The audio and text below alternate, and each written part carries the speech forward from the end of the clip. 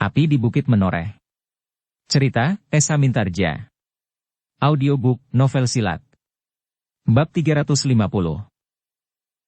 Dengan demikian, maka beberapa persoalan telah selesai dibicarakan.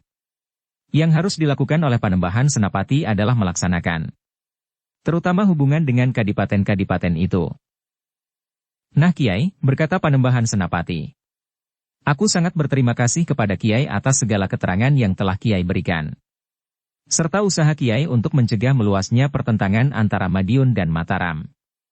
Namun agaknya yang terjadi tidak seperti yang Kiai harapkan. Meskipun demikian, hal itu tidak mengurangi nilai usaha yang telah Kiai lakukan.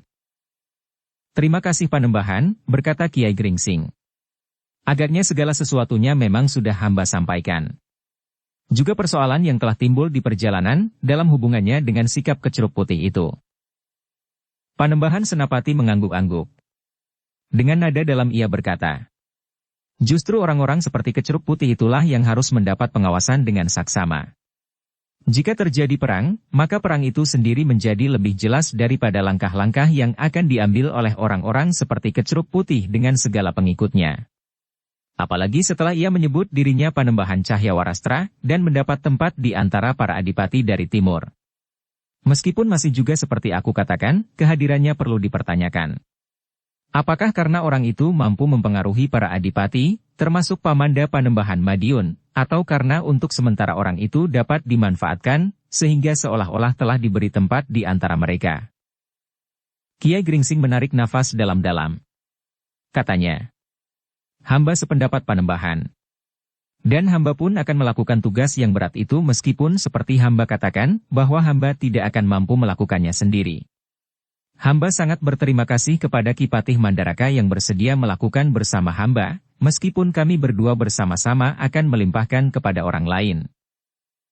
Ki Patih Mandaraka tersenyum. Katanya, memang agak berbelit. Tetapi mudah-mudahan ada manfaatnya. Panembahan Senapati pun tertawa pula. Orang-orang tua itu kadang-kadang memang mempunyai cara tersendiri untuk melakukan tugas-tugasnya. Tugas yang berat kadang-kadang dilakukan dengan cara yang nampaknya tidak bersungguh-sungguh. Tetapi ternyata tugas-tugas itu dapat diselesaikan dengan baik. Demikianlah, maka Panembahan Senapati yang telah merasa cukup dengan pembicaraan itu, telah memberikan kesempatan kepada tamu-tamunya untuk makan bersama-sama. Satu kehormatan yang memang jarang diberikan orang lain di luar istana. Bahkan para pemimpin pemerintahan pun jarang sekali mendapat kesempatan seperti itu. Makan bersama secara pribadi. Sementara itu Panembahan Senapati pun telah memerintahkan pula agar kepada kedua cantrik yang menyertai Kiai Gringsing juga dihidangkan makan dan minum secukupnya. Dalam pada itu, ternyata Panembahan Senapati telah mendapatkan bahan yang cukup yang akan dapat dibicarakan lagi dengan para pemimpin pemerintahan dan pemimpin keprajuritan, untuk menentukan langkah-langkah yang paling baik sebagai pelaksanaan dari kesimpulan-kesimpulan yang telah diambil oleh Panembahan Senapati. Namun agaknya telah timbul pula keinginan pada Kiai Gringsing untuk sempat berbincang lebih panjang dengan Ki Patih Mandaraka.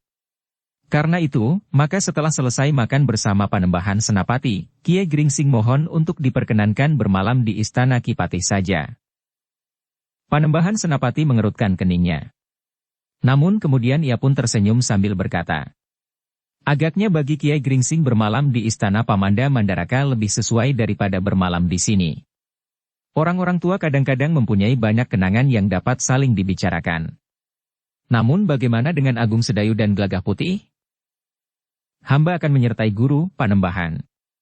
Jika Panembahan berkenan. Kecuali jika ada perintah lain dari Panembahan, jawab Agung Sedayu. Panembahan Senapati tersenyum. Meskipun Kiai Gringsing nampaknya ingin berdiri di antara Panembahan Mas dan Panembahan Senapati, tetapi Panembahan Senapati sendiri yakin, bahwa Agung Sedayu tentu akan mengambil sikap yang lebih mantap. Baginya Agung Sedayu adalah seorang yang sangat dapat dipercaya. Orang yang berbuat terlalu banyak dan bahkan tanpa pamrih sama sekali. Meskipun Agung Sedayu tidak menempatkan diri dengan tegas seperti kakaknya, Untara. Baiklah, berkata Panembahan Senapati. Nampaknya belum ada persoalan yang penting yang ingin aku bicarakan secara khusus, kecuali pesan kepada Ki Gede Menoreh untuk mempersiapkan penyusunan kekuatan terpadu di tanah perdikan Menoreh. Dalam waktu dekat semuanya akan segera dilakukan. Apalagi Kemelut yang nampaknya semakin gelap yang menyelubungi Mataram dan Madiun sekarang ini. Karena itu, maka jika kalian ingin bermalam bersama Kiai Gringsing, aku tidak keberatan. Tetapi sebelum kalian meninggalkan Mataram, aku masih ingin bertemu lagi. Demikianlah, maka Ki Mandaraka pun telah mohon diri. Namun Panembahan Senapati masih berbicara beberapa saat dengan Ki Patih. Panembahan memanggil Ki Patih untuk berbicara tentang lalu lintas perdagangan di Bergota lewat Jalan Barat. Tetapi pembicaraan itu tidak terlalu penting dan mendesak, sehingga sebagian telah ditundanya, justru karena Kiai Gringsing akan bermalam di Istana Kepatihan.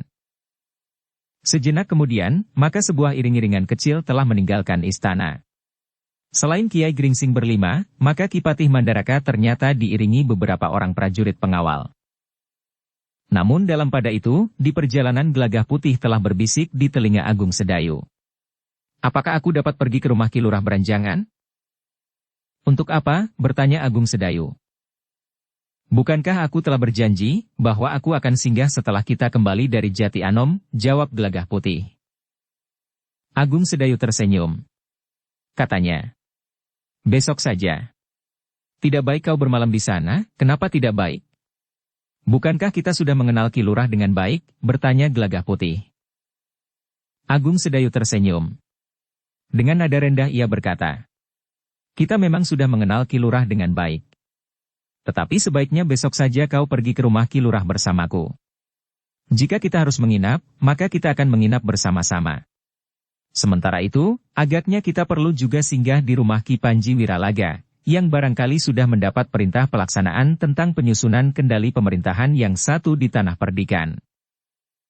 Gelagah Putih termangu-mangu, sementara itu Kiai Gringsing bertanya.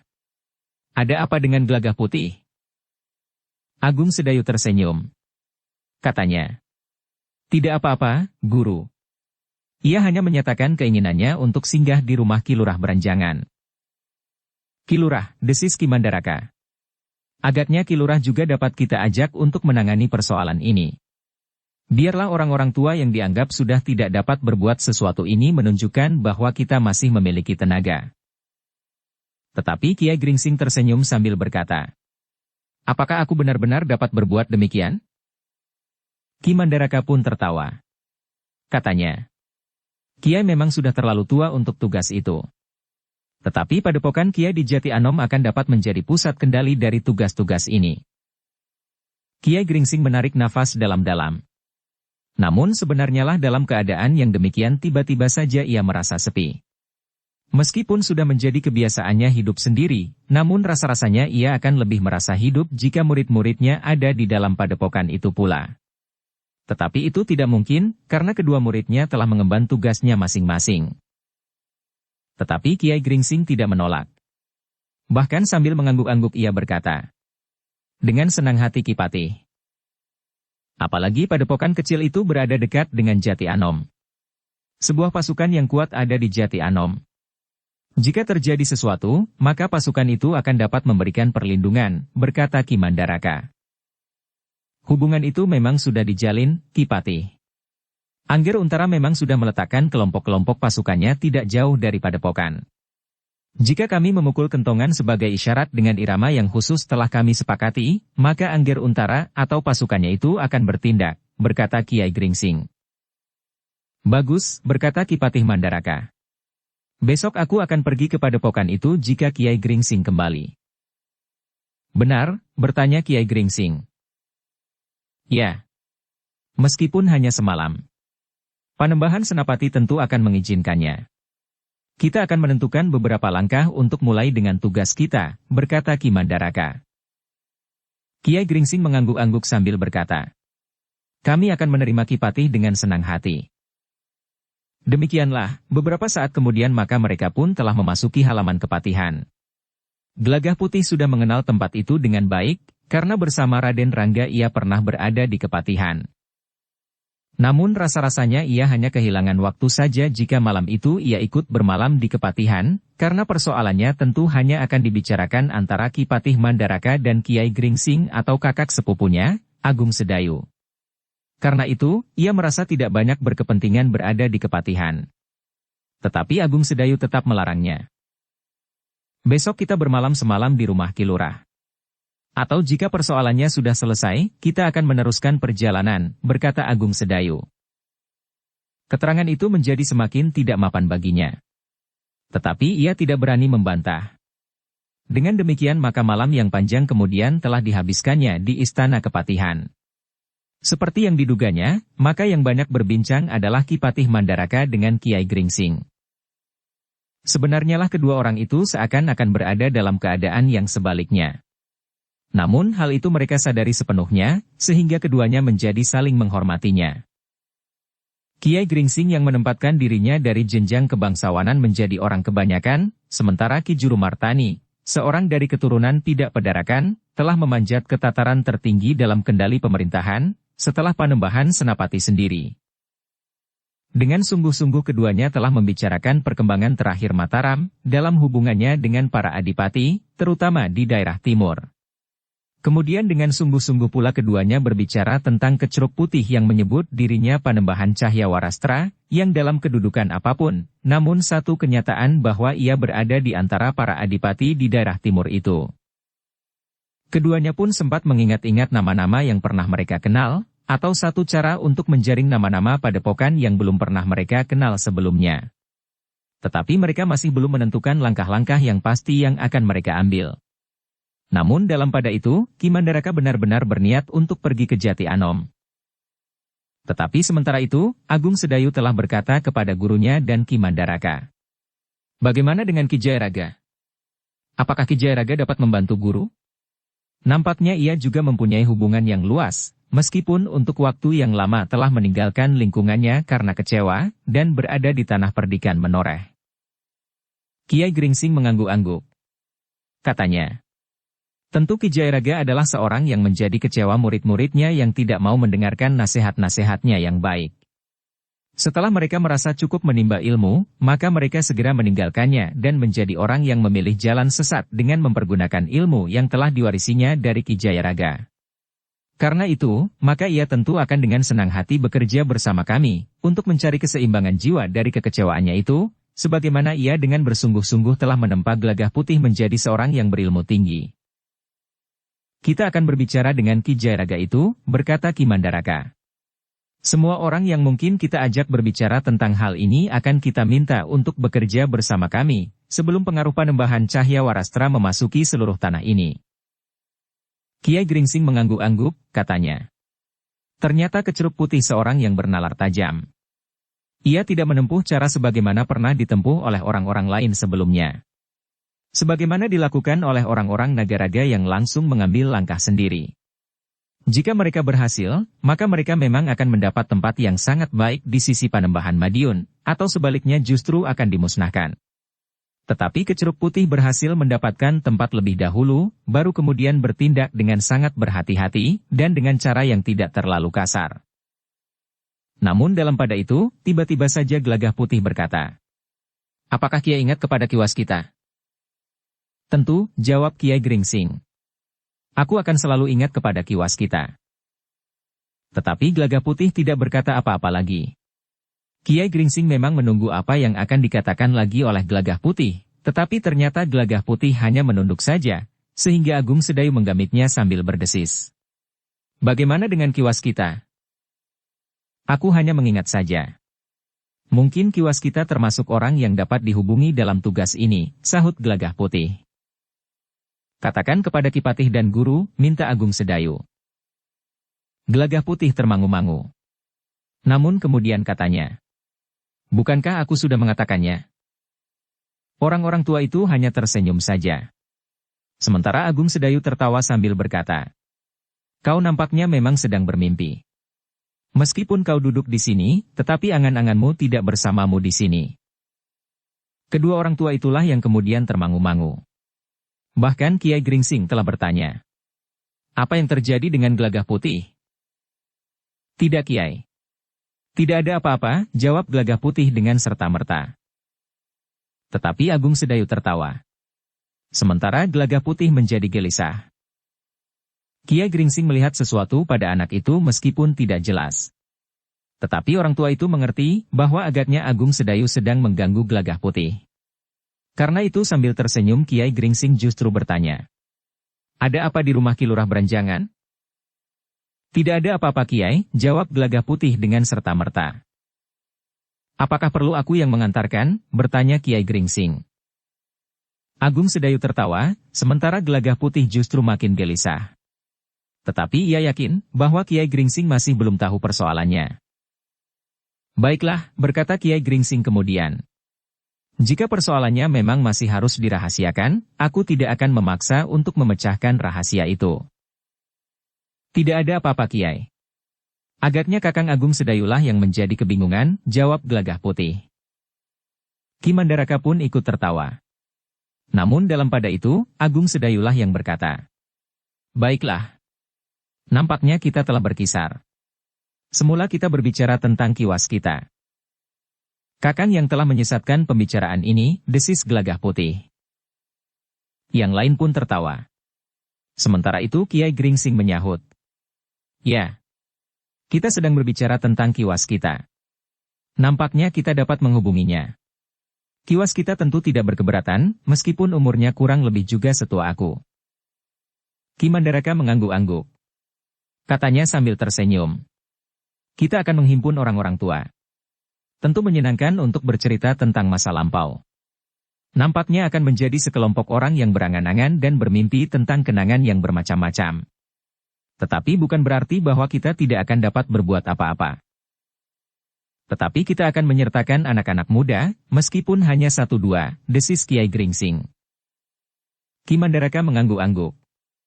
Namun agaknya malam menjadi semakin malam, sehingga Ki Mandaraka pun kemudian telah mempersilahkan tamu-tamunya untuk beristirahat di bilik yang sudah disediakan bagi mereka.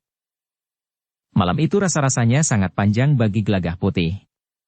Rasa-rasanya ia ingin segera keluar dari dalam biliknya, berbenah diri dan pergi ke rumah Ki Lurah Beranjangan. Namun agaknya Agung Sedayu masih saja mengganggunya. Namun akhirnya, terdengar juga kokok ayam menjelang dini hari. Gelagah Putih yang terbangun oleh kokok ayam itu, rasa-rasanya hanya sempat tertidur tidak cukup panjang. Apalagi dibanding dengan seluruh malam. Ketika Agung Sedayu dan Kiai Gringsing bangkit dari pembaringannya menjelang pagi, Gelagah Putih ternyata telah mandi dan berbenah diri. Bukan main, desis Agung Sedayu. Kau rajin sekali hari ini. Kau bangun pagi-pagi sekali, dan nampaknya kau telah mandi dan berpakaian sangat rapi. Bukankah sudah menjadi kebiasaanku bangun pagi-pagi? Justru Gelagah Putih bertanya. Tetapi tidak sepagi ini, jawab Agung Sedayu. Gelagah Putih mengerutkan dahinya. Tetapi ia tidak menjawab. Agung Sedayu pun tidak mengganggunya lagi. Lapun telah pergi pula ke Pakiwan. Baru yang terakhir adalah Kiai Gringsing. Ketika mereka berkumpul di dalam biliknya, maka Kiai Gringsing pun bertanya kepada Agung Sedayu. Apakah kau akan meneruskan perjalanan kalian ke Tanah Perdikan hari ini? Nampaknya kau akan membawa bahan pembicaraan dengan Ki Jairaga sebagaimana dimaksudkan oleh Ki Patih Mandaraka. Kemudian berusaha untuk bertemu dengan Ki Waskita. Meskipun seandainya orang-orang Tanah Perdikan belum pernah datang ke rumahnya, tetapi kalian tentu akan dapat mencarinya. Tidak terlalu sulit untuk menemuinya guru, jawab Agung Sedayu. Namun apakah aku akan mohon orang-orang tua itu untuk menemui guru di Jati Anom atau di Istana Kepatihan ini, atau di mana? Kiai Gringsing termangu-mangu. Namun kemudian katanya. Aku sudah terlanjur meninggalkan Jati Anom. Baiklah, aku akan pergi ke Tanah Perdikan Menoreh. Sudah agak lama aku tidak menyeberang Kali Praga. Agung Sedayu mengerutkan keningnya. Dengan ragu-ragu ia bertanya. Tetapi bagaimana dengan perjalanan itu bagi guru? Tidak apa-apa. Bukankah aku dan beberapa orang tua akan mengemban tugas yang berat, sahut Kiai Gringsing. Tetapi guru tidak akan melaksanakannya sendiri, berkata Agung Sedayu. Sebagaimana orang yang disebut Kecruk Putih itu juga tidak datang langsung menemui Kiai di Padepokan Jati Anom. Tetapi perjalanan ke Tanah Perdikan bukan perjalanan yang berat. Rasa-rasanya akan membuat tubuhku menjadi segar, jika aku sempat menyusuri bulak-bulak panjang di kaki pegunungan Menoreh, desis Kiai Gringsing. Lalu katanya pula. Menyenangkan sekali menunggang rakit menyeberangi Kali Praga. Apalagi jika airnya sedikit naik. Agung Sedayu menarik nafas dalam-dalam. Namun kemudian katanya, segala sesuatunya terserah kepada guru. Tetapi Gelagah Putih telah menjadi gelisah. Ia berjanji untuk singgah di rumah Ki Lurah. Jika diizinkan, cucu Ki Lurah akan pergi juga ke Tanah Perdikan untuk berguru pada Sekar Mirah. Namun dalam pada itu, Kiai Gringsing pun berkata kepada Agung Sedayu, tetapi aku masih ingin berbicara lagi dengan Ki Mandaraka.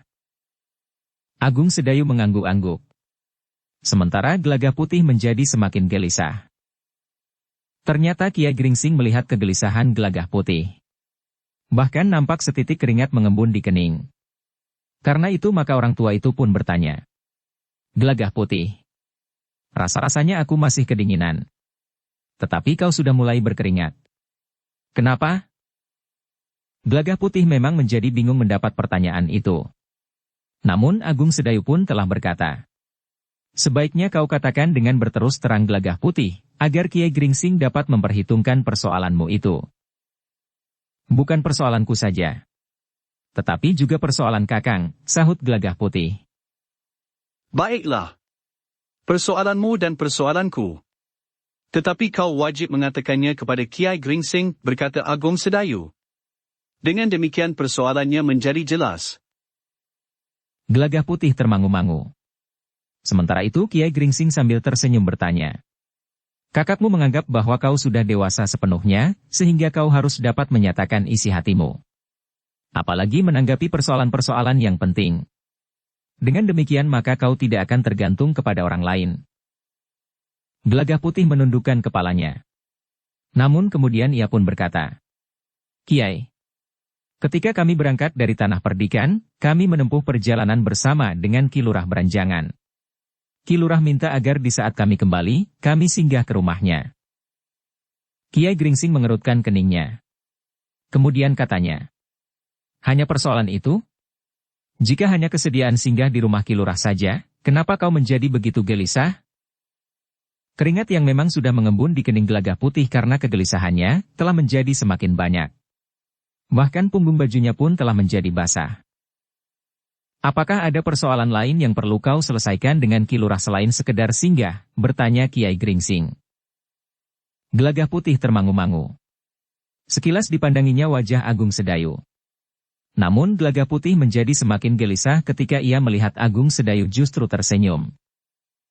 Kau harus berterus terang, berkata Agung Sedayu. Gelagah Putih beringsut sejengkal. Katanya, Kiai, sebenarnya lah cucu Ki Lurah Beranjangan ingin ikut ke Tanah Perdikan jika diizinkan oleh ayah dan ibunya. Cucu Ki Lurah Beranjangan ingin belajar olah kanuragan pada Mbokayu Sekar Mirah. Cucu Ki Lurah, ulang Kiai Gringsing. Ya Kiai, jawab Gelagah Putih sambil menundukkan wajahnya. Kenapa belajar pada Mbokayumu Sekar Mirah? Tidak pada kakakmu Agung Sedayu saja, bertanya Kiai Gringsing. Gelagah Putih menjadi semakin bingung. Namun karena Agung Sedayu tidak mau menolongnya, akhirnya Gelagah Putih itu berkata, cucu Ki Lurah adalah seorang gadis. Oh, Kiai Gringsing mengangguk-angguk. Namun akhirnya tersenyum pula sambil berkata, itulah agaknya yang telah membuatmu gelisah. Jika demikian, pergilah ke rumah Ki Lurah. Bertanyalah kepada cucu Ki Lurah itu, apakah ia akan pergi ke Tanah Perdikan atau tidak. Gelagah Putih menunduk semakin dalam. Sementara itu Agung Sedayu berkata, biarlah aku mengantarkannya guru. Sementara itu guru dapat berbincang dengan Ki Patih Mandaraka tentang rencana guru pergi ke Tanah Perdikan. Baiklah, berkata Kiai Gringsing. Akan lebih baik jika kau bawa Ki Lurah itu kemari. Kita dapat berbicara lebih panjang. Bukan hanya cucu gadisnya itu, tetapi juga tentang banyak hal. Agung Sedayu mengangguk-angguk sambil tertawa. Katanya, baik guru. Aku akan mengajak Ki Lurah untuk datang kemari. Demikianlah, maka Agung Sedayu pun telah minta diri kepada Ki Patih untuk bersama-sama pergi ke rumah Ki Lurah Beranjangan. Masih sepagi ini, bertanya Ki Mandaraka. Jika tidak bersamaan, maka guru akan minta Ki Lurah datang kemari, berkata Agung Sedayu. Bagus, berkata Ki Patih Mandaraka. Jika Ki Lurah tidak berkeberatan, itu lebih baik, namun Ki Patih berkata selanjutnya. Tetapi jangan terlalu lama. Juru masak sudah menyiapkan makan bagi kita semua. Makan pagi. Ingat, jangan makan di tempat lain. Agung Sedayu tertawa pendek. Katanya. Baik Ki Patih. Kami mohon diri. Mumpung masih pagi. Bersama Gelagah Putih, Agung Sedayu telah pergi ke rumah Ki Lurah Beranjangan. Agar perjalanan mereka lebih cepat, meskipun jaraknya tidak terlalu jauh, mereka telah menempuhnya berkuda. Kedatangan mereka di rumah Ki Lurah telah disambut dengan gembira. Mereka segera dipersilahkan naik ke pendapa setelah seorang pembantu di rumah Ki Lurah menerima kuda-kuda mereka. Pagi-pagi sekali, berkata Ki Lurah. Kalian tentu berangkat dari Jati Anom dini hari. Kami tidak datang dari Jati Anom Ki Lurah, jawab Agung Sedayu. Semalam kami sudah bermalam di sini. Di mana? Bertanya Ki Lurah. Kenapa tidak bermalam di sini saja? Aku sudah mengajaknya. Tetapi Kakang Agung Sedayu berkeberatan, sahut Gelagah Putih. Agung Sedayu tertawa. Katanya. Kami bermalam di rumah Ki Patih Mandaraka. Ki Lurah Beranjangan mengerutkan keningnya. Di luar sadarnya ia telah mengulang. Di rumah Ki Patih Mandaraka? Ya Ki Lurah, jawab Agung Sedayu. Kami datang kemarin sore. Kenapa kalian tidak langsung kemari? Bertanya Ki Lurah pula. Kami menempuh perjalanan bersama Kiai Gringsing, berkata Agung Sedayu. Kiai Gringsing? Kenapa Kiai Gringsing tidak kalian ajak kemari? Bertanya Ki Lurah pula. Agung Sedayu tersenyum. Katanya. Justru Kiai Gringsing dan Ki Patih Mandaraka minta Ki Lurah datang ke Kepatihan. Ki Lurah mengangguk-angguk. Ia tidak dapat bertanya kenapa bukan Ki Patih yang datang ke rumahnya. Namun demikian Ki Lurah itu berkata. Jika demikian aku akan pergi ke Kepatihan. Tetapi sudah tentu nanti siang. Kalian akan berada di rumahku sampai lewat tengah hari. Setelah aku menghadap di Kepatihan, maka kalian harus mengantarkan aku pulang. Agung Sedayu tertawa. Katanya. Aku akan mengantar Ki Lurah pulang. Tetapi maaf Ki Lurah, Ki Patih Mandaraka minta Ki Lurah datang pagi ini. Selain Kiai Gringsing sudah lama tidak bertemu dengan Ki Lurah, Ki Patih pun ingin berbicara dengan Ki Lurah.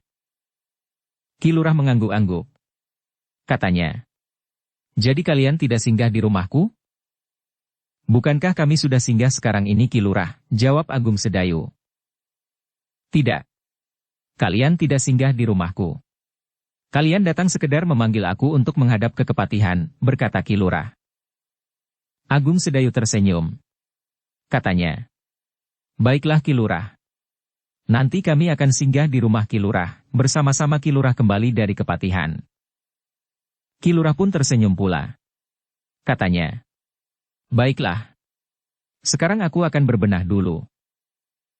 Ketika Ki Lurah masuk, maka Gelagah Putih masih saja nampak gelisah. Ia seakan-akan mencari sesuatu di halaman rumah Ki Lurah yang termasuk besar itu. Sekali-sekali dipandanginya seketheng kiri dan kanan. Kemudian pandangannya merayap ke pintu gandok sebelah menyebelah. Namun yang dicarinya tidak juga nampak. Apalagi keluar dari pintu peringgitan. Kau cari apa? Bertanya Agung Sedayu.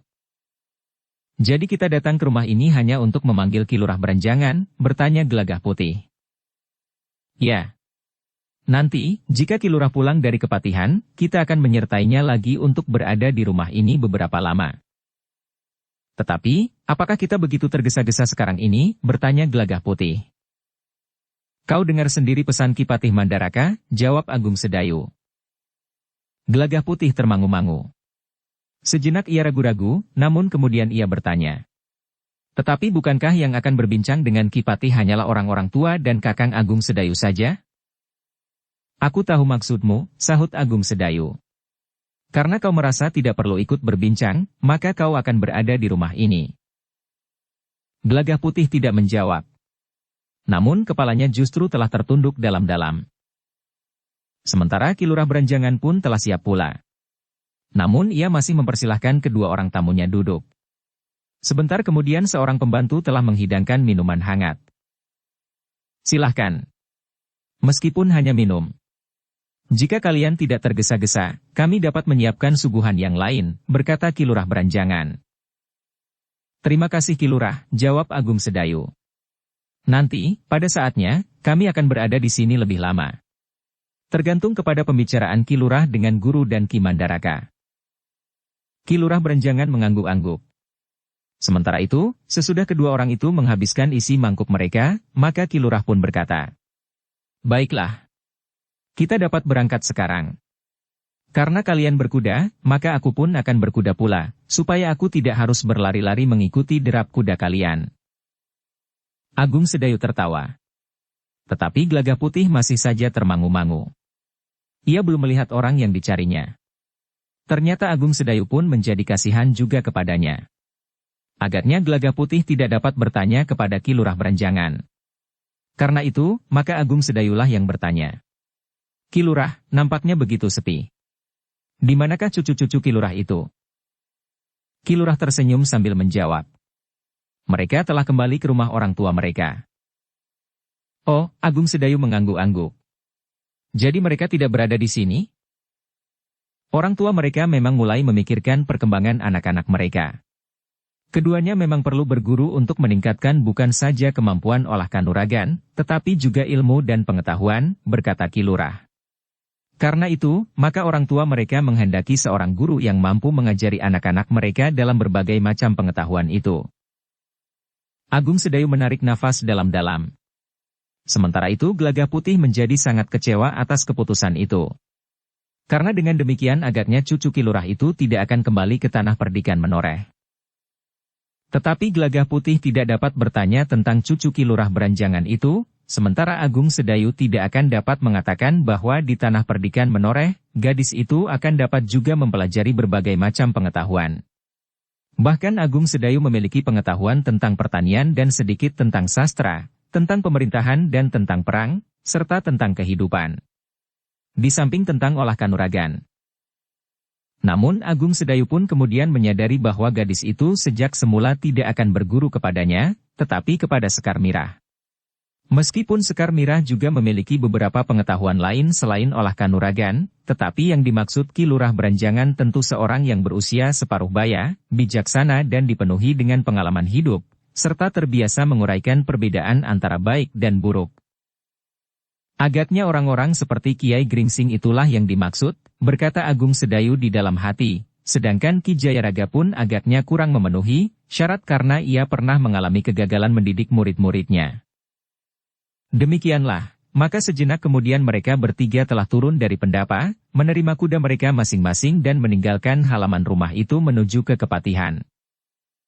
Di sepanjang jalan, rasa-rasanya Gelagah Putih ingin bertanya, apakah mbokayunya Sekar Mirah kurang memenuhi syarat? Tetapi Gelagah Putih tidak pernah dapat mengucapkannya. Bahkan kemudian Ki Lurah Beranjangan itu sendirilah yang berbicara ke sana kemari sampai kepada kedua cucunya itu. Kedua orang tuanya tidak ingin melepaskan anak-anaknya berguru di satu tempat. Mereka berniat untuk mengundang seorang guru yang bukan saja berilmu tinggi, tetapi juga bijaksana serta mengerti unggah-ungguh serta paugiran-paugiran di lingkungan istana, berkata Ki Lurah Beranjangan. Namun kemudian ia berdesah seperti kepada diri sendiri. Tetapi aku tidak tahu, di mana mereka akan mendapatkan orang seperti itu, dan dengan senang hati bersedia mendidik keduanya di rumah mereka. Agung Sedayu dan Gelagah Putih tidak menyahut. Namun mereka pun menangkap kesan bahwa Ki Lurah Beranjangan mempunyai sikap yang berbeda dengan sikap kedua orang tua kedua cucunya itu. Namun Ki Lurah Beranjangan juga mengatakan, "Tetapi aku dapat mengerti sikap itu. Kedua anak itu sudah terlanjur manja, sehingga kedua orang tuanya tidak sampai hati rasa-rasanya menjauhkan mereka dari rumahnya, dan tinggal di tempat yang mungkin lebih buruk dari keadaan di rumahnya. Apalagi jika gurunya bersikap keras, sehingga kedua anak itu diperlakukan dengan keras dan bahkan kasar. Kedua orang tuanya menghendaki bahwa segala peraturan untuk mendidik kedua anak itu dibuat oleh orang tua mereka, bukan oleh guru yang bakal menuntun mereka." Agung Sedayu dan Gelagah Putih hanya mengangguk-angguk saja. Mereka tidak dapat ikut berbicara tentang sikap anak dan menantu Ki Lurah Beranjangan itu. Sehingga karena itu, maka mereka menjadi lebih banyak mendengarkan saja kata-kata yang mengalir dari sela-sela bibir Ki Lurah Beranjangan. Demikianlah, maka beberapa saat kemudian mereka telah mendekati Kepatihan. Dengan nada rendah Ki Lurah Beranjangan berdesis, Apakah memang ada keperluan penting, atau karena Kiai Gringsing ingin bertemu dengan aku? Bukan hanya karena guru ingin bertemu dengan Ki Lurah, jawab Agung Sedayu. Jika demikian maka guru tentu akan datang ke rumah Ki Lurah, karena guru tentu merasa wajar jika gurulah yang singgah. Bukan maksudku, sahut Ki Lurah dengan serta-merta. Aku merasa senang untuk dapat berbicara langsung dengan Kiai Gringsing dan Ki Patih Mandaraka. Sebenarnya lah ada persoalan yang memang sebaiknya dibicarakan dengan guru dan Ki Patih Mandaraka, berkata Agung Sedayu kemudian. Tentang perkembangan keadaan sekarang, bertanya Ki Lurah. Ya Ki Lurah, jawab Agung Sedayu. Ki Lurah mengangguk-angguk. Sudah agak lama ia beristirahat dari tugas-tugas keprajuritan. Bahkan rasa-rasanya ia sudah dilupakan oleh para pemimpin dari angkatan sesudahnya. Namun tiba-tiba ia telah dipanggil menghadap ke Kepatihan. Tentu karena pendapat Kiai Gringsing atau bahkan Agung Sedayu. Namun bagaimanapun juga, Ki Lurah memang menjadi sedikit berdebar-debar. Apalagi yang harus dilakukannya, atau bahkan ia harus terlibat langsung dalam gejolak yang sedang terjadi. Dukung channel Novel Silat dengan subscribe, follow, like, komen dan share. Ketika ketiganya memasuki halaman Kepatihan, maka ketiganya pun telah meloncat turun dari kuda-kuda mereka, menaruh kendali kuda-kuda itu pada patok-patok yang sudah disediakan. Kemudian menunggu seorang petugas menyampaikan kedatangan mereka kepada Ki Patih Mandaraka lewat pelayan dalam Kepatihan. Ketiganya pun kemudian telah dipersilahkan masuk ke ruang khusus yang dipergunakan oleh Ki Mandaraka untuk menerima tamu-tamunya yang terdekat. Beberapa saat mereka sempat saling mempertanyakan keselamatan masing-masing. Meskipun Ki Lurah tinggal juga di kota yang sama dengan Ki Patih Mandaraka, namun ternyata mereka sudah cukup lama tidak bertemu. Kita tenggelam dalam kesibukan kita masing-masing, berkata Ki Patih Mandaraka. Tetapi kesibukan lain Ki Patih. Aku sibuk dengan cucu-cucuku, jawab Ki Lurah beranjangan. Ki Mandaraka tertawa. Lalu katanya. Nah, sekarang Ki Lurah akan menghadapi kesibukan yang lain. Kita akan berbicara tentang sebuah permainan yang barangkali menarik. Ki Lurah termangu-mangu sejenak. Dipandanginya Kiai Gringsing yang tersenyum. Namun kemudian sambil mengangguk-angguk ia bertanya. Permainan apa Ki Mandaraka? Kiai Gringsing membawa sejenis permainan yang menarik, berkata Ki Mandaraka. Agaknya Ki Lurah akan dengan senang hati ikut bermain, lalu katanya kepada Kiai Gringsing. Barangkali Kiai dapat menjelaskan kepada Ki Lurah. Kenapa aku? Bertanya Kiai Gringsing. Ki Mandaraka lah yang sudah menguasai permainan itu. Sebaiknya Ki Mandaraka sajalah yang menjelaskan persoalannya. Ki Lurah menarik nafas dalam-dalam. Katanya. Atau aku saja yang memilih jenis permainannya? Ki Mandaraka dan Kiai Gringsing pun tertawa.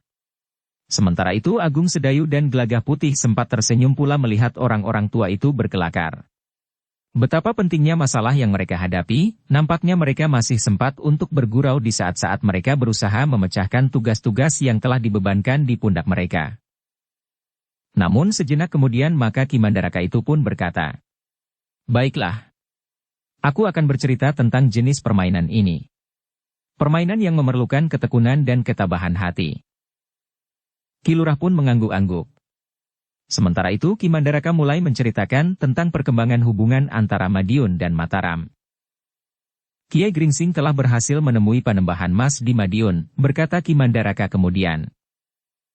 Ki Lurah beranjangan menarik nafas dalam-dalam. Sebagai seorang yang ikut membuka alas Mentaok, serta membangun Mataram dari batu yang pertama kali diletakkan, maka ia pun merasakan keberatan yang sangat dari Panembahan Senapati untuk menyerahkan kembali segala pusaka pendukung kedudukan Panembahan Senapati di Mataram ke Pajang. Dan selanjutnya memberikan hak kepada Panembahan Madiun untuk menentukan siapa yang akan berkuasa di Pajang. Karena itu, jika Panembahan Madiun tidak memperlunak tuntutannya, maka hubungan antara Mataram dan Madiun tidak akan dapat diperbaiki lagi. Selanjutnya, Ki Mandaraka pun telah berbicara tentang seorang lagi yang menyebut dirinya Panembahan. Katanya, utusannya pernah datang menemui Kiai Gringsing di padepokannya, dan sekali lagi di perjalanannya kemari. 3 orang telah menemuinya di Kali Opak. Ki Lurah beranjangan mengangguk-angguk. Dengan nada rendah ia bertanya. Jadi, Ki Mandaraka dan Kiai Gringsing ingin ikut dalam permainan bersama Panembahan itu? Ya, jawab Ki Mandaraka. Panembahan cahaya warastra itu ternyata cukup berbahaya. Karena itu, di samping kekuatan prajurit, maka kekuatan panembahan itu pun harus dilawan secara khusus.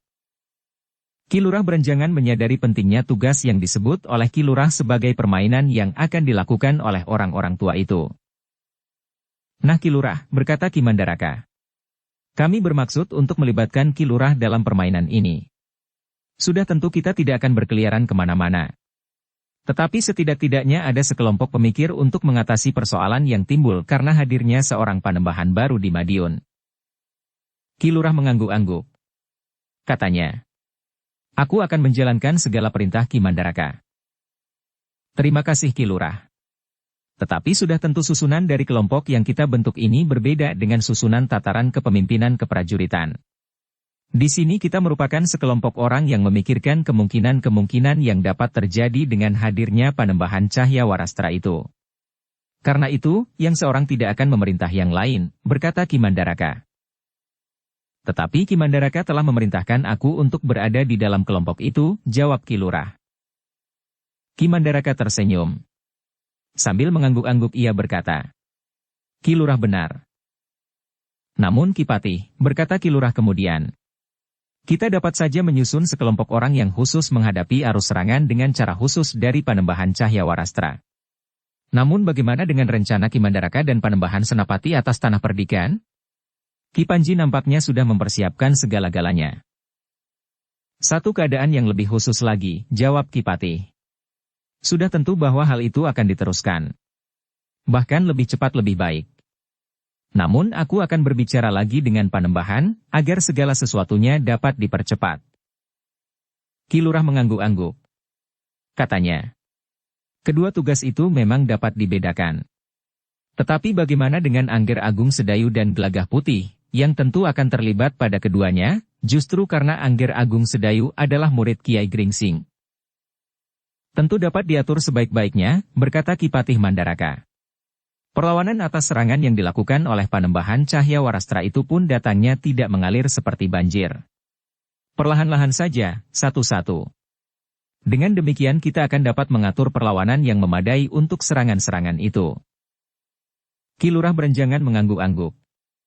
Meskipun ia sudah termasuk tua pula, tetapi sebagai bekas seorang senapati, maka hatinya masih tetap tegar menghadapi tugas-tugas apapun juga. Namun dalam pada itu Ki Mandaraka pun berkata pula, Agung Sedayu akan menghubungi Ki Waskita. Ki Lurah mengangguk-angguk sambil bergumam. Kumpulan orang-orang pikun. Kiai Gringsing dan Ki Mandaraka mengerutkan keningnya. Namun mereka pun kemudian tertawa. Dengan nada tinggi Ki Mandaraka berkata, memang menarik. Kumpulan orang-orang pikun. Ketiganya pun tertawa. Agung Sedayu dan Gelagah Putih ikut pula tertawa. Namun dalam pada itu, Kiai Gringsing pun kemudian berkata, Ki Patih Mandaraka. Agaknya kita, anggota kumpulan orang-orang pikun ini harus bertemu pada suatu saat. Nah, di mana kita akan berkumpul? Kita mempunyai beberapa hal yang harus kita bicarakan bersama-sama. Aku sependapat, jawab Ki Patih Mandaraka. Nah, kita harus menentukan, kapan kita akan bertemu dan berbicara, desis Kiai Gringsing. Semakin cepat, semakin baik, berkata Ki Patih. Jika demikian, Ki Patih sajalah yang menentukan kapan dan di mana kita dapat berbicara, sahut Kiai Gringsing. Ki Mandaraka mengangguk-angguk. Katanya kemudian, bagaimana jika kita bertemu di padepokan Kiai Gringsing? Bagus, jawab Kiai Gringsing. Namun kemudian ia pun berdesis. Bagaimana dengan tanah perdikan Menoreh? Apakah dapat ditinggalkan sekaligus oleh Ki Jayaraga, Agung Sedayu dan Gelagah Putih? Sementara itu, kita masih harus berbicara secara khusus tentang pasukan khusus yang ada di tanah perdikan. Ki Mandaraka menarik nafas dalam-dalam. Sambil mengangguk-angguk ia berkata, ya, aku mengerti. Bahkan tiba-tiba saja Ki Mandaraka berkata, bagaimana jika kita beramai-ramai pergi ke tanah perdikan Menoreh dan menikmati angin lereng pegunungan 1-2 malam? Ki Lurah mengangguk-angguk sambil berkata, aku tidak berkeberatan, meskipun aku baru saja berada di tanah perdikan itu beberapa hari. Oh, Kiai Gringsing mengangguk-angguk pula. Ki Lurah berada di Tanah Perdikan beberapa hari? Ya. Dengan 2 orang cucu-cucuku, jawab Ki Lurah. Kiai Gringsing tersenyum. Katanya kemudian, sekarang kita akan pergi lagi ke Tanah Perdikan tanpa seorang cucu pun. Baiklah, berkata Ki Mandaraka. Kita akan bertemu di Tanah Perdikan Menoreh 2 hari lagi. Kita memberi kesempatan Agung Sedayu dan Gelagah Putih untuk mendahului kita dan memberitahukan kepada Ki Gede Menoreh, agar Ki Gede tidak terkejut. Sementara itu Ki Lurah sempat menghubungi Ki Panji dengan tugas khususnya, sedangkan aku akan menghadap Panembahan Senapati untuk memberikan laporan tentang rencana ini. 2 hari lagi kita berada di Tanah Perdikan Menoreh bersama Ki Waskita. Untuk menemui Ki Waskita kita tugaskan pula Agung Sedayu dan Gelagah Putih yang akan mendahului kembali ke Tanah Perdikan itu. Kiai Gringsing mengangguk sambil berdesis. Jadi aku harus pergi juga ke Tanah Perdikan? Namun aku pun telah berniat untuk pergi ke Tanah Perdikan. Rasa-rasanya aku sudah rindu naik rakit menyeberang Kali Praga. Adakah kebetulan bahwa Ki Mandaraka menentukan pertemuan sekelompok orang-orang pikun ini di Tanah Perdikan? Kiai Gringsing berhenti sejenak, lalu katanya kepada Agung Sedayu dan Gelagah Putih. Ternyata bukan hanya aku yang akan pergi ke Tanah Perdikan.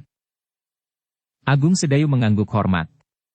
Katanya, jika demikian, maka hari ini kami berdua akan mendahului pergi ke Tanah Perdikan, agar Ki Gede mempunyai kesempatan untuk mempersiapkan segala sesuatunya. Kiai Gringsing mengangguk-angguk. Namun ketika ia berpaling kepada Gelagah Putih, anak muda itu menunduk dalam-dalam. Agaknya ada sesuatu yang memberati hatinya. Tetapi Agung Sedayu tidak dapat menuruti gejolak hati Gelagah Putih saja, meskipun ia merasa iba juga akan kekecewaannya. Baiklah, berkata Kiai Gringsing. Jika Ki Pati sependapat, biarlah Agung Sedayu dan Gelagah Putih berangkat hari ini. Dengan demikian ada kesempatan bagi Ki Gede untuk bersiap-siap. Sementara itu, Agung Sedayu dan Gelagah Putih dapat meneruskan perjalanan untuk menemui Ki Waskita. Ki Mandaraka termangu-mangu sejenak. Namun kemudian ia pun menjawab. Aku tidak berkeberatan. Tetapi bagaimana dengan kedua orang yang akan pergi? Atau barangkali setelah lewat tengah hari setelah matahari turun? Bukankah Tanah Perdikan tidak terlalu jauh, sehingga mereka tidak akan kemalaman di perjalanan? Tetapi aku kira lebih baik sekarang Ki Mandaraka, sahut Agung Sedayu. Sore nanti, kami dapat langsung ke rumah Ki Waskita. Ki Mandaraka mengangguk-angguk. Tetapi Ki Lurah pun yang berkata dengan nada tinggi. Jika demikian, maka kalian tidak jadi mengantar aku pulang dan bermalam di rumahku, meskipun hanya semalam? Agung Sedayu tersenyum. Katanya, lain kali aku tentu akan sering datang. Ki Lurah. Apalagi cucu Ki Lurah yang akan pergi ke Tanah Perdikan itu tidak akan berangkat bersama kami sekarang. Karena itu, maka kami mohon maaf, bahwa kali ini kami terpaksa membatalkan niat itu. Namun, karena sesuatu hal yang cukup penting untuk kami lakukan. Ki Lurah tersenyum. Katanya, baiklah. Tetapi lain kali aku akan menagih janji. Sementara itu, aku tidak akan berani menghambat tugas kalian sekarang. Kiai Gringsing dan Ki Mandaraka tertawa, sementara Agung Sedayu menyahut. Terima kasih Ki Lurah. Dalam waktu singkat kami akan datang. Demikianlah, setelah makan bersama-sama sebagaimana diinginkan oleh Ki Mandaraka, maka Agung Sedayu dan Gelagah Putih pun telah memohon diri. Di halaman, Ki Mandaraka sempat bertanya kepada Gelagah Putih. Apakah ikat pinggang itu masih ada padamu? Gelagah Putih mengangkat ujung bajunya untuk menunjukkan ikat pinggang yang melilit di lambungnya. Ikat pinggang itu akan tetap di sana di Mandaraka. Ki Mandaraka tertawa sambil menepuk bahu anak muda itu. Kau adalah kawan yang paling akrab dari Raden Rangga. Nampaknya kau akan berkembang terus, dan pada suatu saat memiliki kemampuan setidak-tidaknya mengarah pada kemampuan Rangga yang tidak terbatas itu. Gelagah Putih tidak menjawab. Tetapi teringat jelas olehnya bagaimana Raden Rangga pernah mengalirkan kekuatan yang khusus ke dalam dirinya, sehingga seakan-akan kekuatan itu telah mengangkat dan meningkatkan semua kemampuan yang ada pada dirinya. Juga kemampuan untuk menerima dan menyadap ilmu dari guru-gurunya sehingga dengan cepat ia dapat mewarisi setiap ilmu yang diajarkan kepadanya. Jika Agung Sedayu memiliki kemampuan untuk mengingat sesuatu yang dianggapnya penting dan dipahatkannya di dinding ingatannya yang seakan-akan tidak akan pernah terhapus, maka Gelagah Putih memiliki kemampuan untuk menangkap pengetahuan yang diajarkan kepadanya dengan cepat. Jika orang lain memerlukan waktu sewindu untuk satu jenis ilmu yang perlu dipelajarinya, maka Gelagah Putih hanya memerlukan waktu separuhnya. Bahkan jika anak itu sedikit memaksa diri, waktu itu masih dapat berkurang lagi. Sejenak kemudian, maka Agung Sedayu dan Gelagah Putih pun telah menuntun kuda-kuda mereka ke Regol. Beberapa orang tua mengantar mereka dan melepas mereka mendahului perjalanan yang akan dilakukan ke tanah perdikan Menoreh. Untuk beberapa saat Agung Sedayu dan Gelagah Putih berkuda tidak terlalu cepat menyusuri jalan-jalan kota. Namun demikian mereka lepas dari gerbang kota, maka kuda-kuda itu pun telah berlari semakin kencang. Keduanya memang segera ingin sampai ke tanah perdikan. Bagi Gelagah Putih, perjalanannya dari Mataram itu telah dibebani oleh perasaan kecewa yang sulit untuk disembunyikan. Namun Agung Sedayu yang mengetahui perasaan sepupunya itu berusaha untuk menenangkannya. Katanya, "Percayalah, bahwa menantu Ki Lurah itu tidak akan menemukan seorang guru yang memenuhi semua keinginannya. Seorang guru yang memiliki ilmu yang tinggi. Bukan saja ilmu kanuragan, tetapi juga ilmu yang lain. Mampu mengajari mereka sebagaimana anak orang terpandang dengan segala macam unggah-ungguh. Membentuk mereka menjadi orang yang baik, berbudi luhur dan bersifat kesatria. Serta 1000 macam pengetahuan. Kecuali jika anak Ki Lurah itu mampu menjerat Kiai Gringsing di rumahnya." Gelagah Putih tidak menjawab. Tetapi kata-kata Agung Sedayu itu memang menimbulkan harapannya, bahwa cucu Ki Lurah itu akan dikirim ke tanah perdikan Menoreh untuk berguru kepada Sekar Mirah. Namun jika menantu Ki Lurah itu mengenal Sekar Mirah, tentu ia menganggap bahwa Sekar Mirah tidak dapat memenuhi syarat-syarat yang ditentukannya. Tetapi nampaknya Agung Sedayu berusaha untuk mengalihkan angan-angan Gelagah Putih. Karena itu, maka ia pun kemudian bertanya, "Bagaimana tanggapanmu tentang rencana orang-orang tua itu?" Gelagah Putih menarik nafas dalam-dalam. Tetapi tiba-tiba ia bertanya, "Apakah mereka bersungguh-sungguh atau sekedar ingin bersama-sama mengenang masa muda mereka?" Agung Sedayu tertawa. Katanya, "Mereka bersungguh-sungguh. Mereka tidak sekedar ingin berkumpul dan menceritakan pengalaman mereka saja. Tetapi mereka akan merencanakan satu langkah paling baik untuk menghadapi cara yang ditempuh oleh Madiun, di samping cara-cara yang wajar di bidang keprajuritan." Gelagah Putih mengangguk-angguk. Katanya, "Jika mereka benar-benar ingin menyusun satu rencana, aku kira mereka adalah orang-orang yang memiliki kemampuan yang tinggi. Karena itu, agaknya rencana mereka akan dapat diterapkan." Agung Sedayu menjadi bersungguh-sungguh. Katanya, "Ya, rencana mereka akan merupakan rencana yang paling baik. Tetapi sebenarnya harus diakui bahwa bahan untuk menyusun rencana itu sangat kurang. Siapa yang mengetahui, Panembahan Cahya Warastra itu telah bekerja bersama dengan siapa saja? Sasaran yang sebenarnya dari gerakannya, dan cara apa saja yang telah mereka persiapkan. Satu-satunya bahan yang ada pada kita adalah pengalaman kita di Padepokan Jati Anom dan di pinggir Kali Opak. Menurut pendapatku, bahan itu jauh dari mencukupi." Gelagah Putih mengangguk-angguk pula. Tetapi ia masih bertanya, "Apakah tidak ada keterangan lain yang diberikan oleh Kiai Gringsing yang telah pergi ke Madiun itu?" "Tidak tentang Panembahan Cahya Warastra," jawab Agung Sedayu. Gelagah Putih termangu-mangu. Namun Agung Sedayu pun berkata, "Tetapi dalam rencana itu agaknya akan disebut pengumpulan bahan dari para petugas sandi yang ada di Madiun." Gelagah Putih menyahut, "Bukankah Kakang sudah mengusulkan untuk meningkatkan kegiatan petugas sandi, agar semua gerak yang ada di Madiun dapat kita baca?" "Ya." Agaknya Panembahan Senapati sependapat. Tetapi dengan menyadari bahwa Madiun tentu akan melakukan kegiatan yang sama. Mengawasi perkembangan yang terjadi di Mataram. Bahkan agaknya apa yang akan dilakukan oleh orang-orang tua itu pun telah diamati pula oleh para petugas sandi dari Madiun. Jika demikian, kenapa pertemuan itu harus dilakukan di tanah perdikan Menoreh, bertanya Gelagah Putih. Bukankah kehadiran pimpinan pasukan khusus yang baru itu menjadi perhatian para pemimpin di Mataram sendiri? Karena itu ada baiknya Ki Panji dapat hadir dengan tugas khususnya. Perhatian pihak lain akan lebih banyak tertuju pada usaha pembentukan kepemimpinan yang bulat di tanah perdikan yang mencakup semua unsur yang ada. Mungkin ada perbedaan pendapat sehingga persoalannya akan menjadi agak tegang. Namun itu agaknya justru akan dapat mengalihkan perhatian dari berkumpulnya orang-orang tua di tanah perdikan ini. Gelagah Putih menarik nafas dalam-dalam. Sementara itu kuda-kuda mereka telah berpacu menuju ke penyeberangan di Kali Praga. Demikian keduanya mulai menginjak tepian, maka rasa-rasanya Kali Praga itu menjadi lebih lebar dari biasanya. Airnya yang berwarna lumpur itu menjadi lebih gelap lagi. Agaknya di bagian ujung dari Kali Praga hujan mulai turun.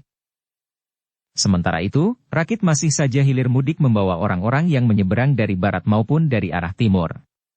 Ternyata penyeberangan itu masih terlalu ramai di saat-saat orang pergi dan pulang dari pasar.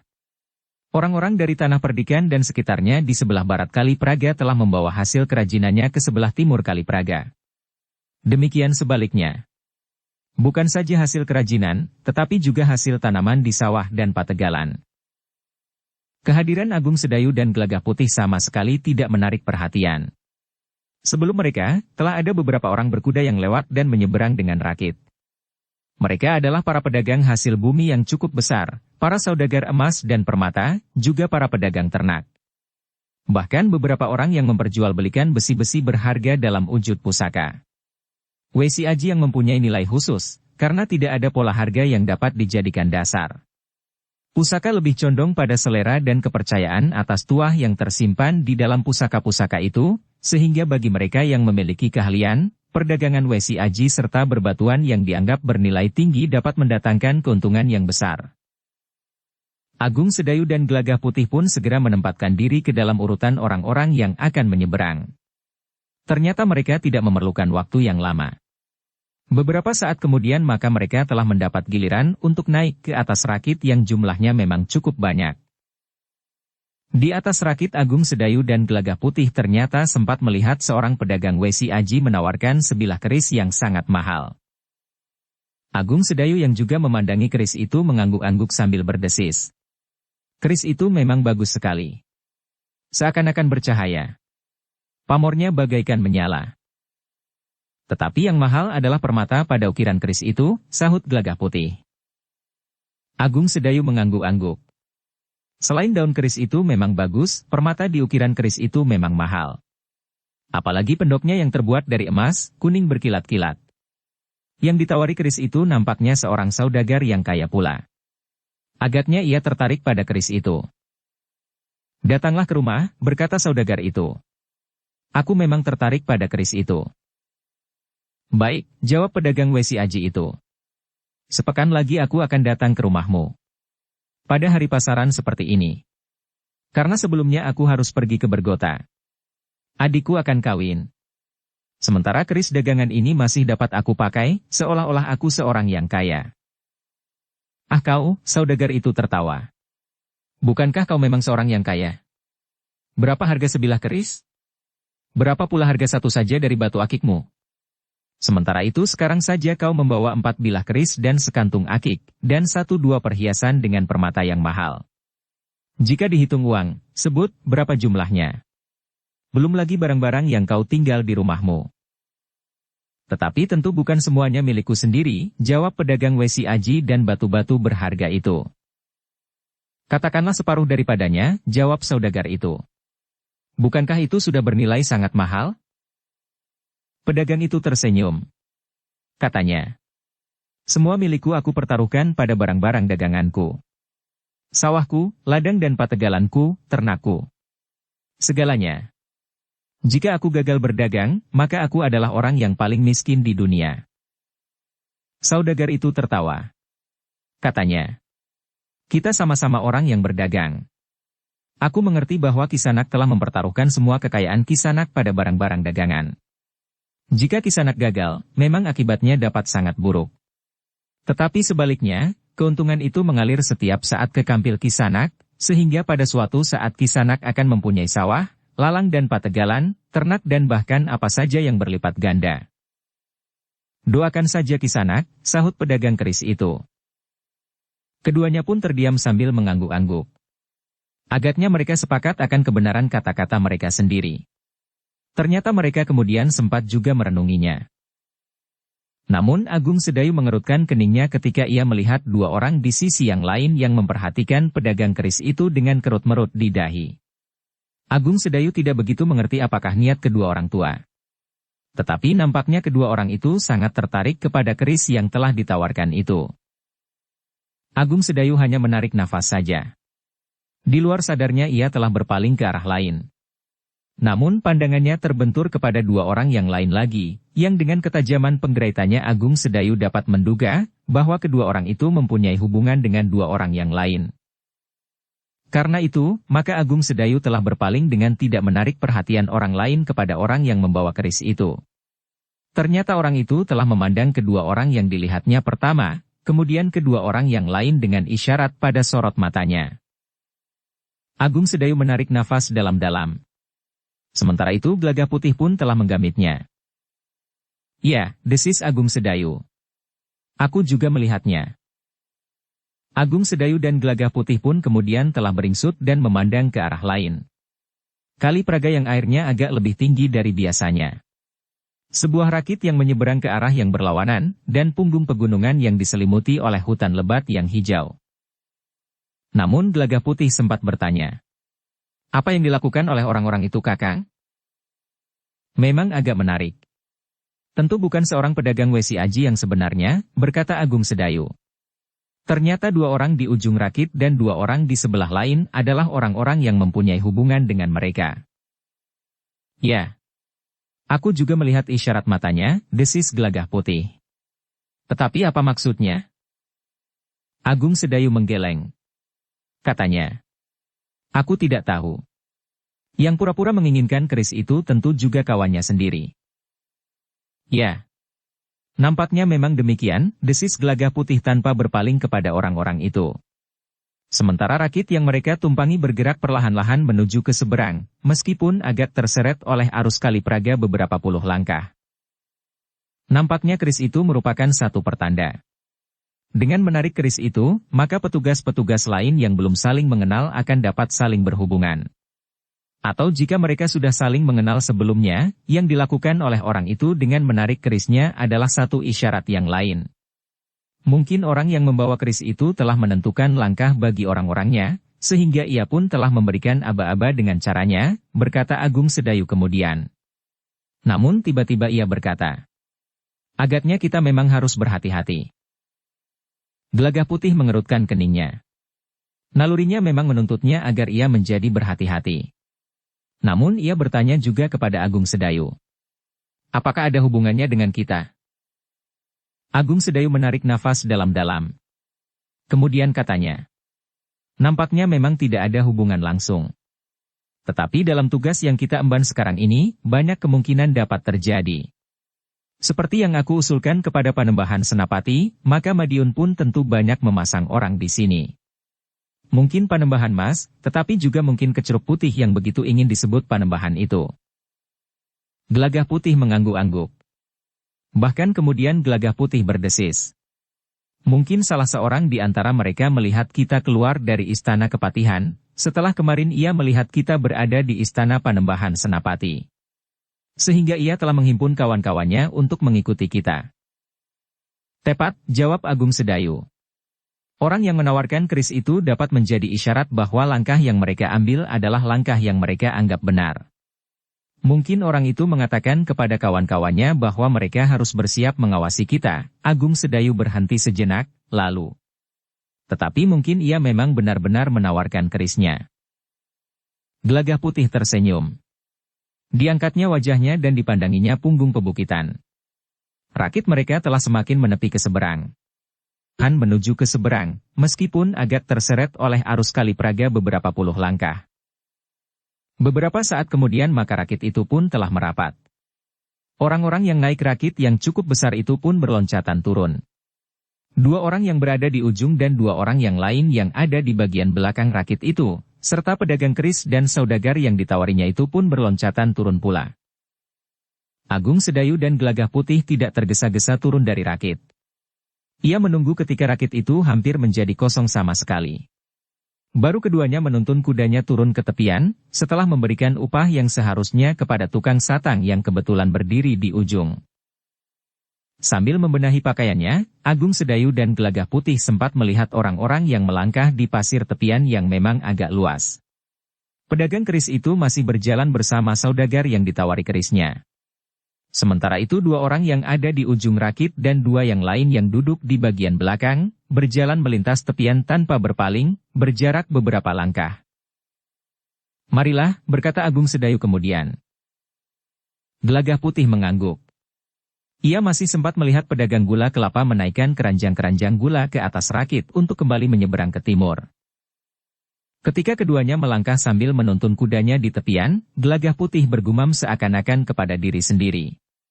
Nampaknya saudagar-saudagar kaya itu tidak berkuda. Agung Sedayu pun mengangguk-angguk. Katanya, "Ya, tentu satu hal yang menarik perhatian." Gelagah Putih tidak menjawab.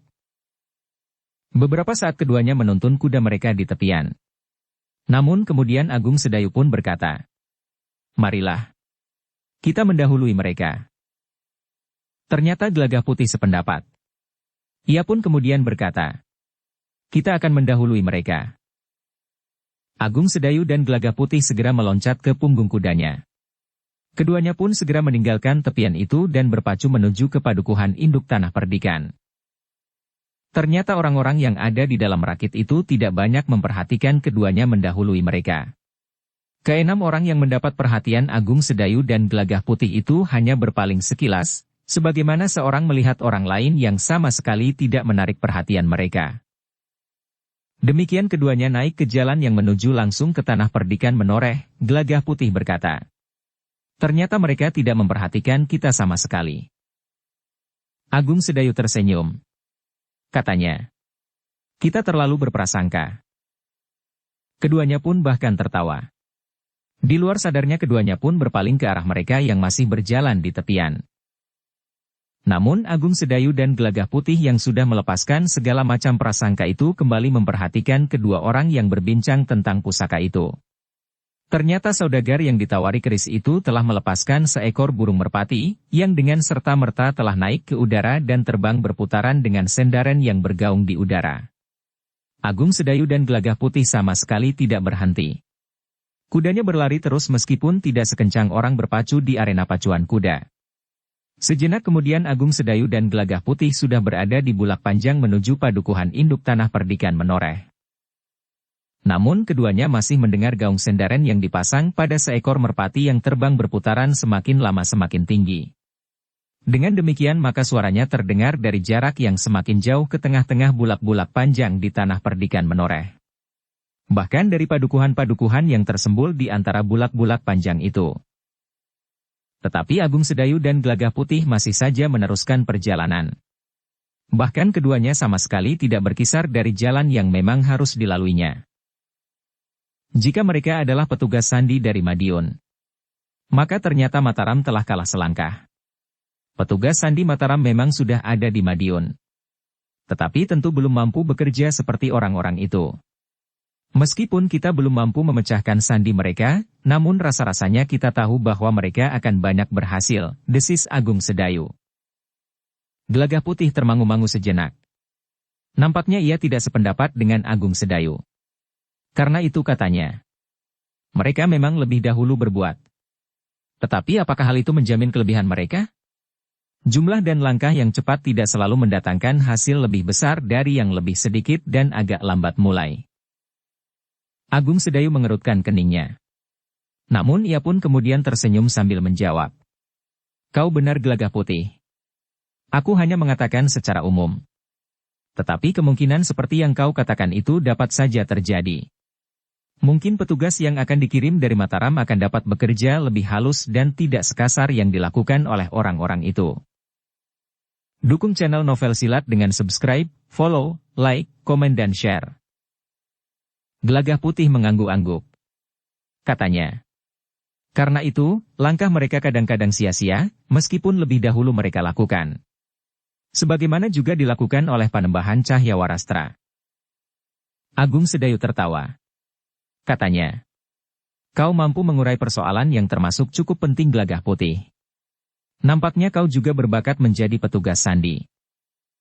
Aku pernah melakukannya meskipun tugas itu tidak terlalu sulit, bersama Raden Rangga, jawab Gelagah Putih. Agung Sedayu mengangguk-angguk. Ternyata bahwa persahabatannya dengan Raden Rangga telah banyak memberikan pengetahuan kepada Gelagah Putih. Peningkatan alas kemampuannya yang bagaikan melonjak tinggi. Kemudian kepekaannya terhadap persoalan-persoalan dan kemampuannya memecahkan persoalan-persoalan yang dihadapinya itu. Penalarannya bagaikan diasah menjadi lebih tajam. Demikian pula naluri dan panggraitannya. Beberapa saat kemudian Agung Sedayu tidak berkata-kata lagi. Dia matinya burung merpati yang terbang berputaran dengan sendaren di punggungnya, sehingga suara gaungnya masih saja melingkar-lingkar. Gelagah Putih pun untuk beberapa saat berdiam diri. Ia pun memperhatikan burung yang berputaran itu. Tentu ada maksudnya, berkata Gelagah Putih kepada diri sendiri. Ya. Tentu satu hal yang menarik perhatian. Beberapa padukuhan telah mereka lewati. Bahkan mereka telah bertemu dengan orang-orang yang telah mereka kenal dan menjawab beberapa pertanyaan. Namun setiap kali mereka berada di Bulak Panjang, dan apalagi ketika mereka mendekati hutan, maka mereka menjadi lebih berhati-hati. Agung Sedayu memperlambat derap kudanya ketika ia melihat beberapa orang berdiri di pinggir hutan yang tidak terlalu jauh dari jalan yang mereka lalui. Hutan yang terbentang melebar sampai ke kaki pebukitan, dan bahkan kemudian memanjat naik ke lereng dan punggung bukit itu. Gelagah Putih kemudian telah berkuda di sisi Agung Sedayu. Dengan suara berat ia berkata, "Kita belum pernah mengenal mereka. Tentu bukan orang-orang tanah perdikan ini." Nampaknya memang bukan, jawab Agung Sedayu. Mungkin ada hubungannya dengan sendaren pada burung merpati yang berputaran itu. Gelagah Putih termangu-mangu. Namun kemudian ia pun berdesis. 6 orang. Keduanya pun terdiam. Semakin lama mereka menjadi semakin dekat dengan orang-orang itu. Mereka ternyata membawa alat-alat untuk menebang kayu, berkata Gelagah Putih. Ya. Tentu mereka berniat kurang baik dengan hutan itu, sahut Agung Sedayu. Karena itu, maka Agung Sedayu dan Gelagah Putih pun justru telah menarik kekang kudanya. Bahkan mereka pun kemudian telah berbelok meninggalkan jalan yang mereka lalui, menyusuri padang perdu yang sempit mendekati orang-orang itu. Hati-hati Gelagah Putih, berkata Agung Sedayu. Aku mempunyai dugaan bahwa ini sekedar satu jebakan. Gelagah Putih ternyata sependapat, sehingga karena itu maka ia pun menjadi semakin berhati-hati. Bahkan Gelagah Putih itu pun telah siap melakukan apa saja dalam kemampuan puncaknya jika ia harus dengan tiba-tiba menghadapi bahaya. Agung Sedayu dan Gelagah Putih berhenti beberapa langkah di hadapan orang-orang itu. Kemudian tanpa turun dari kudanya Agung Sedayu bertanya. Kisanak, apakah yang kalian lakukan di sini? Keenam orang itu memandang Agung Sedayu dan Gelagah Putih berganti-ganti. Seorang yang nampaknya tertua di antara mereka melangkah maju sambil bertanya. Siapakah kalian? Aku Agung Sedayu, jawab Agung Sedayu tanpa menyembunyikan dirinya. Aku salah seorang di antara orang-orang muda tanah perdikan Menoreh. Yang di belakangku ini adalah salah seorang di antara anak-anak mudanya. Lalu apa maksudmu mendatangi kami? Bertanya orang itu. Kamilah yang bertanya kepadamu, sahut Agung Sedayu. Siapakah kau, dan siapa pula kawan-kawanmu ini? Untuk apa kalian berada di sini? Orang itu termangu-mangu sejenak. Namun kemudian katanya. Sebenarnya yang akan kami lakukan bukanlah urusanmu. Tetapi baiklah aku beritahukan, bahwa kami sekelompok orang yang tidak mempunyai tanah garapan, ingin membuka hutan di sini untuk kami jadikan sebuah padukuhan. Agung Sedayu menarik nafas dalam-dalam. Ia sadar, bahwa orang-orang itu tentu sekedar membuat persoalan. Namun demikian ia masih harus melihat kebenarannya. Karena itu, maka katanya. Kisanak. Tanah ini adalah tanah yang termasuk lingkungan tanah perdikan Menoreh. Orang-orang itu tiba-tiba saja tertawa. Yang tertua di antara mereka berkata. Jangan mengigau orang muda. Tanah perdikan Menoreh adalah tanah yang sudah ditangani dan digarap menjadi tanah persawahan dan pategalan. Tanah yang masih ditumbuhi hutan yang lebat di lereng bukit ini tentu bukan lingkungan tanah perdikan Menoreh. Siapapun berhak membuka hutan dan tinggal di dalamnya untuk membuka sebuah padukuhan.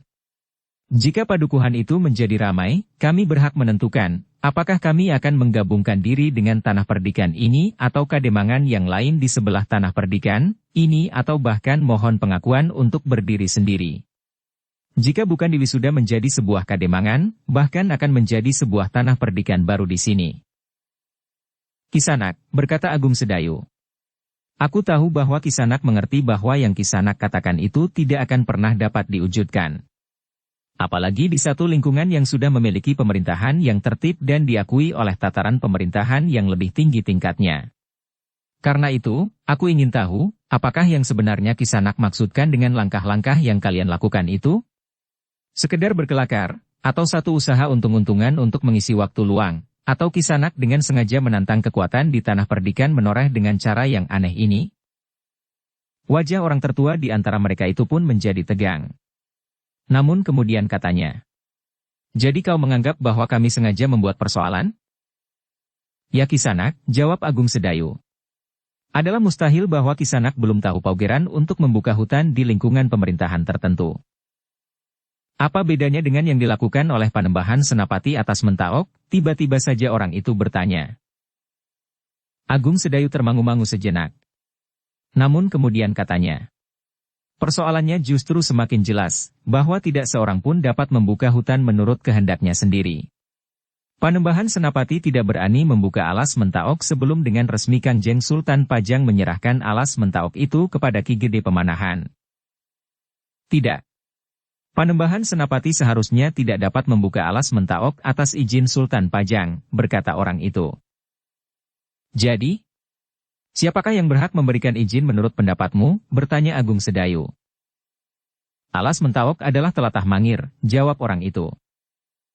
Agung Sedayu mengerutkan keningnya. Persoalannya ternyata tidak diduganya karena menyangkut Mangir.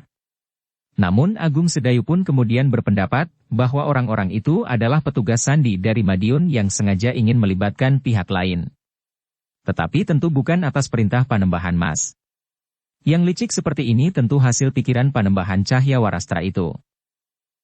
Namun akhirnya Agung Sedayu berkata, "Kisanak, apakah dari Kanjeng Sultan Pajang atau dari Mangir atau dari manapun, bukankah Kisanak juga mengakui bahwa sebaiknya membuka hutan itu harus ada izin?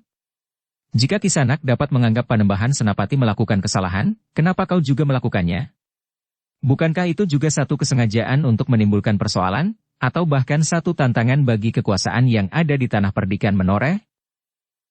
Wajah orang itu menjadi tegang. Namun jawabnya, "Aku tidak peduli. Aku ingin membuka hutan ini. Jika kau menghalangi kami, maka kami akan menyingkirkanmu untuk selamanya. Bukankah perselisihan ini yang kau kehendaki setelah kau mendapat isyarat dengan merpati yang memakai sendaren itu? Yang dilepaskan oleh orang-orang berakit dengan pertanda sebilah keris ligan? Aku memang mengagumi keris itu. Tentu keris yang sangat baik dan mahal," berkata Agung Sedayu. Orang tertua di antara mereka yang berada di pinggir hutan itu menggeram. Katanya, "Kau jangan mengigau seperti itu. Aku tidak tahu apa yang kau bicarakan. Tetapi sebaiknya kau pergi saja. Katakan kepada Ki Gede Menoreh bahwa kami membuka hutan di sini tanpa menunggu izinnya. Jika Ki Gede marah, biarlah ia menemui kami." Agung Sedayu termangu-mangu sejenak. Namun jawabnya ternyata di luar dugaan. Bahkan Gelagah Putih pun terkejut. Dengan nada rendah Agung Sedayu berkata, "Baiklah. Aku akan menghadap Ki Gede dan memberikan laporan tentang rencana kalian membuka hutan di sini." Wajah orang-orang itu justru menjadi semakin tegang. Bahkan hampir di luar sadarnya beberapa orang di antara mereka berkata dengan serta-merta, "Tunggu." Yang tertua di antara mereka pun berkata pula dengan tergesa-gesa, "Kau akan kemana?" "Bukankah kau minta aku melaporkan hal ini kepada Ki Gede?" jawab Agung Sedayu. "Aku akan melakukannya." "Pengecut. Jika kau memang salah seorang unsur pimpinan di tanah perdikan, maka kau harus berani mengambil tindakan," geram yang tertua di antara keenam orang itu. "Tidak. Aku tidak akan mengambil tindakan sendiri. Biarlah Ki Gede yang menentukan, meskipun mungkin kami yang harus melaksanakan," jawab Agung Sedayu. Itu tidak perlu, pengecut, orang itu berteriak. Bukankah kau Agung Sedayu? Kau tentu berani mengambil tindakan sendiri tanpa persetujuan siapapun juga. Itu tidak mungkin, jawab Agung Sedayu. Maaf, kami akan pergi. Orang-orang itu justru menjadi kebingungan sesaat. Gelagah Putih pun sempat menjadi bingung pula. Meskipun kakaknya seorang yang sering ragu-ragu mengambil tindakan, tetapi menghadapi orang-orang yang demikian, biasanya Agung Sedayu tidak akan begitu saja pergi. Sehingga dengan demikian Gelagah Putih pun justru termangu-mangu di atas punggung kudanya. Karena Gelagah Putih kebingungan, maka Agung Sedayu pun berkata, "Marilah. Kita harus melaporkan kepada Ki Gede. Apapun yang diperintahkan oleh Ki Gede, kita akan melakukannya." Gelagah Putih memang memerlukan penjelasan. Tetapi ia ingin mendapat penyelesaian di perjalanan saja. Karena itu, maka ia tidak bertanya. Tetapi ketika kuda-kuda mereka mulai bergerak, keenam orang itu telah berlari-lari mengepung mereka. Pemimpin mereka itu pun berteriak. "Pengecut! Jangan pergi! Kami ingin membunuh kalian di sini." Agung Sedayu menarik nafas dalam-dalam. Katanya, "Bukankah aku menuruti kehendak kalian?" Yang tertua, yang menjadi pemimpin dari keenam orang itu pun menggeram. "Cukup. Aku tidak peduli tanggapan Ki Gede. Yang penting kami membunuh kalian berdua. Itu saja." Agung Sedayu mengangguk-angguk sambil berkata, "Nah, bukankah itu yang kau maksudkan? Kau sekedar mencari alasan untuk membunuh kami.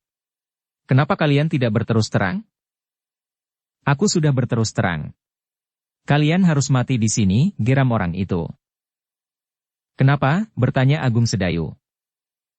"Maaf, kami akan pergi. Kau telah diyakini oleh kawan-kawanku bahwa kau adalah orang terpenting di tanah perdikan ini. Tanpa kau Ki Gede tidak mempunyai arti apa-apa. Karena itu, maka kaulah yang harus disingkirkan lebih dahulu." Kemudian Gelagah Putih itu. "Beruntunglah kami bahwa kau dan Gelagah Putih bersama-sama ada di sini sekarang ini," berkata orang tertua itu. Gelagah Putih termangu-mangu sejenak. Ia tidak sedang merenungi ancaman orang-orang itu. Tetapi ia merasa betapa tumpulnya tanggapannya atas sikap Agung Sedayu.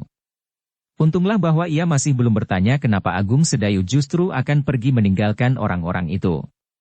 Ternyata bahwa Agung Sedayu berhasil memancing sikap mereka yang sebenarnya, sehingga bukan Agung Sedayulah yang telah memaksa mereka untuk bertempur. Tetapi Agung Sedayu harus membela dirinya karena orang-orang itu memang akan membunuhnya. Dalam pada itu, Agung Sedayu pun kemudian telah meloncat turun dari kudanya. Gelagah Putih pun telah melakukan hal yang sama. Ia pun telah meloncat turun pula. Bahkan Gelagah Putih telah mengambil kembali kuda Agung Sedayu dan menambatkan bersama kudanya pada sebatang pohon di pinggir hutan itu. Sikap Agung Sedayu dan Gelagah Putih yang begitu tenang dan meyakinkan itu telah membuat keenam orang itu harus mengakui bahwa kedua orang itu memang berilmu sangat tinggi, sehingga mereka terlalu yakin akan kemampuan mereka itu. Dalam pada itu, Agung Sedayu pun telah bertanya, "Siapakah sebenarnya kalian Kisanak?" "Kami orang-orang Mangir," jawab yang tertua. Tetapi Agung Sedayu menggeleng. Katanya, "Aku tidak percaya. Kami sering berhubungan dengan orang-orang Mangir dalam perdagangan hasil bumi, hasil kerajinan dan tenun. Tidak ada kesan sedikit pun yang terdapat pada kalian dengan sikap ramah orang-orang Mangir. Di saat-saat berdagang kami memang orang-orang yang ramah. Kau tahu bahwa jika dalam hubungan perdagangan kita tidak bersikap ramah, maka dagangan kita akan tidak laku. Tetapi dalam persoalan lain, kami dapat bersikap sedikit keras," berkata pemimpin sekelompok orang itu. Tetapi Agung Sedayu menggeleng. Katanya, "Jangan menodai nama orang-orang Mangir. Aku tahu, kau berusaha untuk membuat persoalan antara tanah perdikan ini dengan Mangir. Tetapi tentu tidak semudah itu. Kami tidak terlalu bodoh untuk begitu saja menelan keterangan itu." "Itu terserah kepadamu," jawab orang itu. "Tetapi kami sudah siap membunuhmu. Kalian tentu orang-orang keceruk putih yang bergelar Panembahan Cahyawarastra.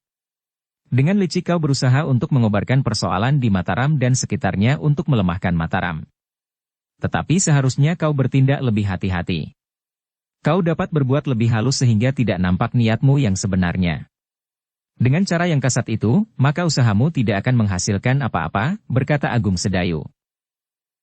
Cukup, potong orang itu. Siapapun kami, kalian berdua akan mati. Agung Sedayu menarik nafas dalam-dalam.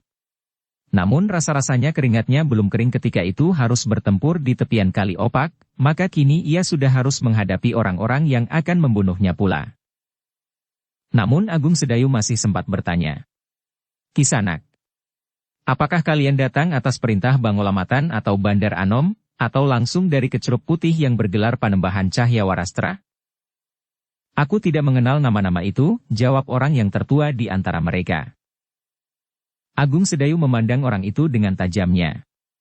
Namun kemudian ia pun berkata, kau terlalu cepat menjawab pertanyaanku. Karena itu, aku justru curiga bahwa kau begitu tergesa-gesa ingin ingkar, Kisanak. Sebaiknya Kisanak berpikir ulang. Apakah untungnya Kisanak memancing perselisihan dengan aku? Aku bukan orang penting, sehingga terlalu berharga untuk mendapat perhatian secara khusus. Barangkali Kisanak lebih baik berbicara dengan Ki Gede atau dengan para pejabat di Mataram. Aku tidak memerlukan siapapun. Aku datang untuk membunuh Agung Sedayu dan Gelagah Putih. Itu sudah cukup, jawab orang itu. Kau orang-orang aneh. Kau telah membuang terlalu banyak waktu untuk melakukan pekerjaan yang tidak berharga ini. Maksudku, karena aku tidak berharga, maka tugas kalian pun menjadi tidak berharga pula. Apalagi jika kalian kemudian mengalami kesulitan untuk melakukan tugas yang tidak berharga itu, berkata Agung Sedayu, yang dengan tergesa-gesa disambung.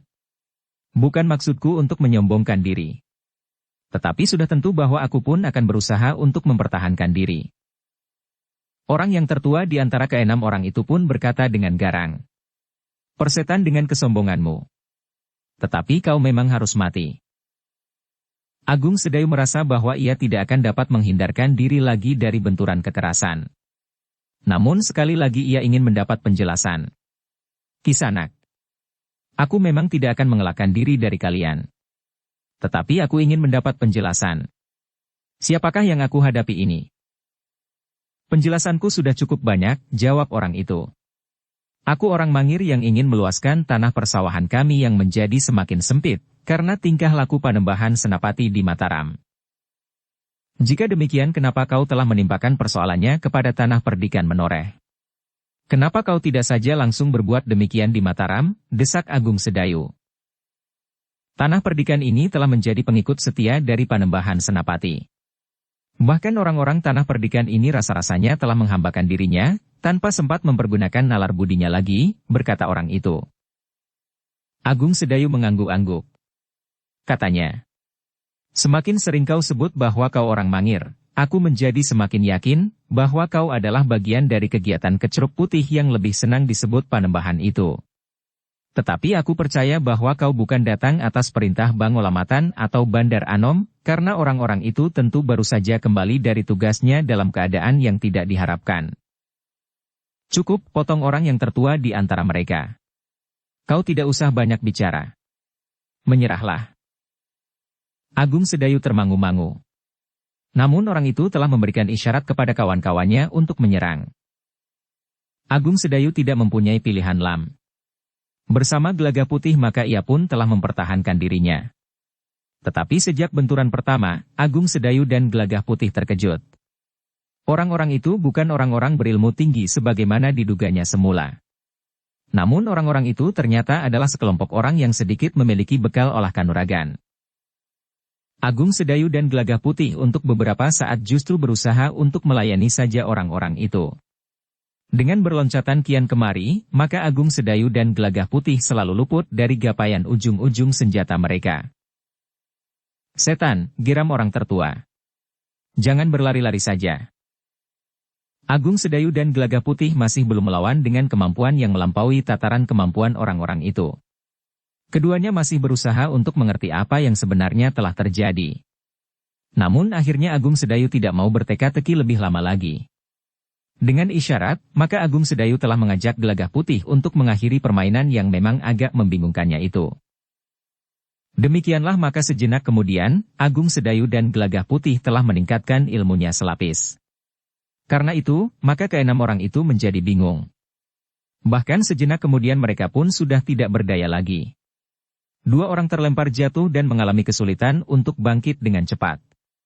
Dua orang yang lain telah mengalami ketukan pada simpul-simpul syarafnya sehingga mereka seakan-akan telah kehilangan kekuatan mereka, sementara dua orang yang lain, yang berusaha melarikan diri, telah ditangkap dan ditarik kembali oleh Agung Sedayu dan Gelagah Putih.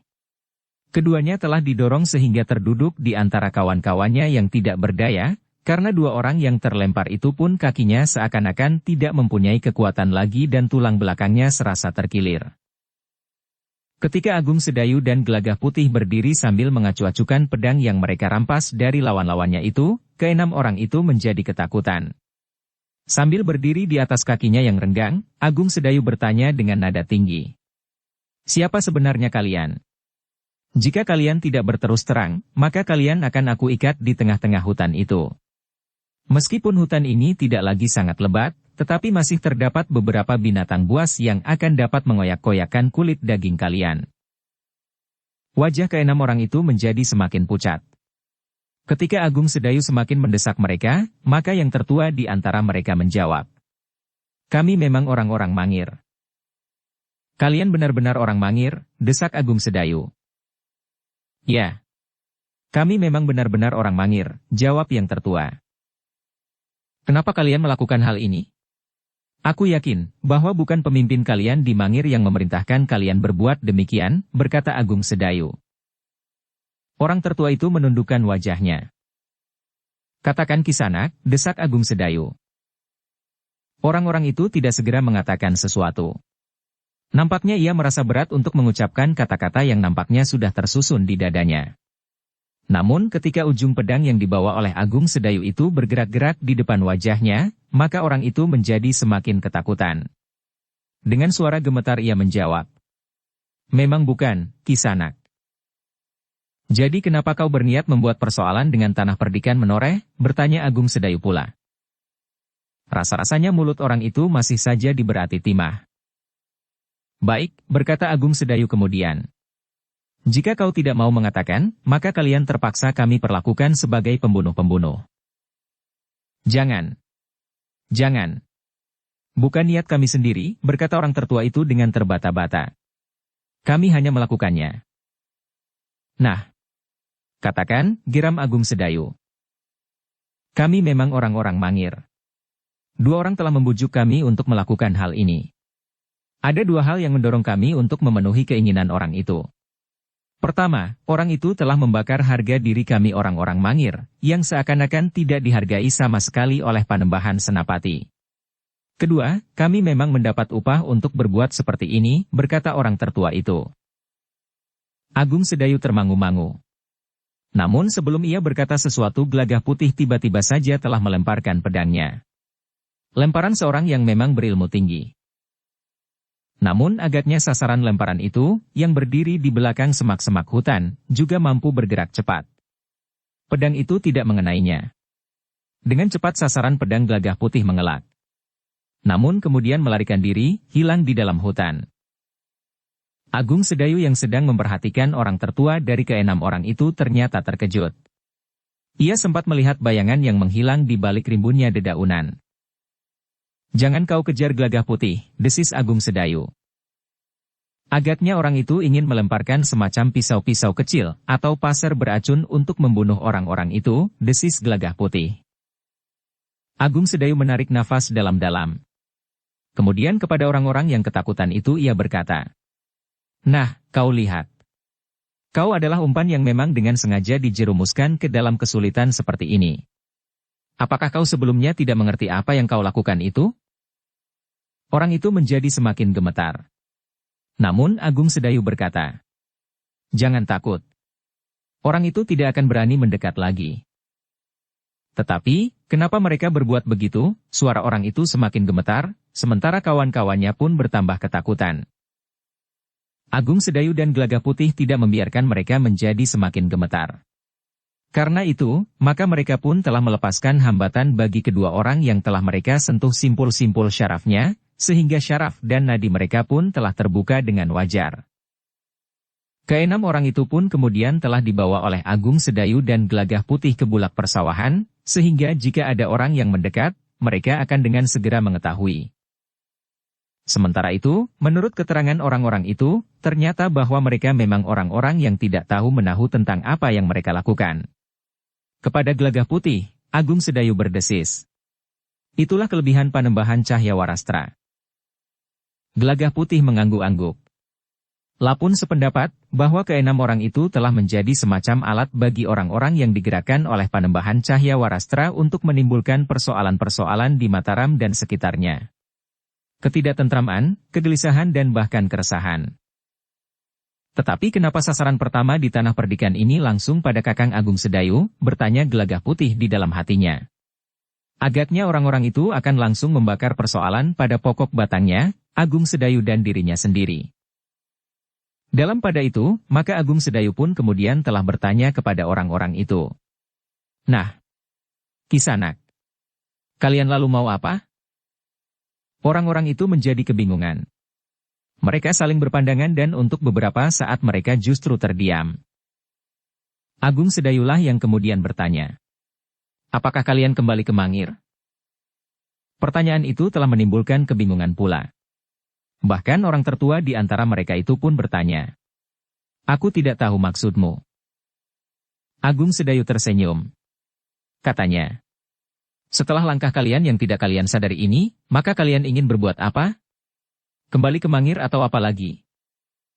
Tetapi apakah yang akan kalian perbuat atas kami? Bertanya orang itu. Menurutmu apa?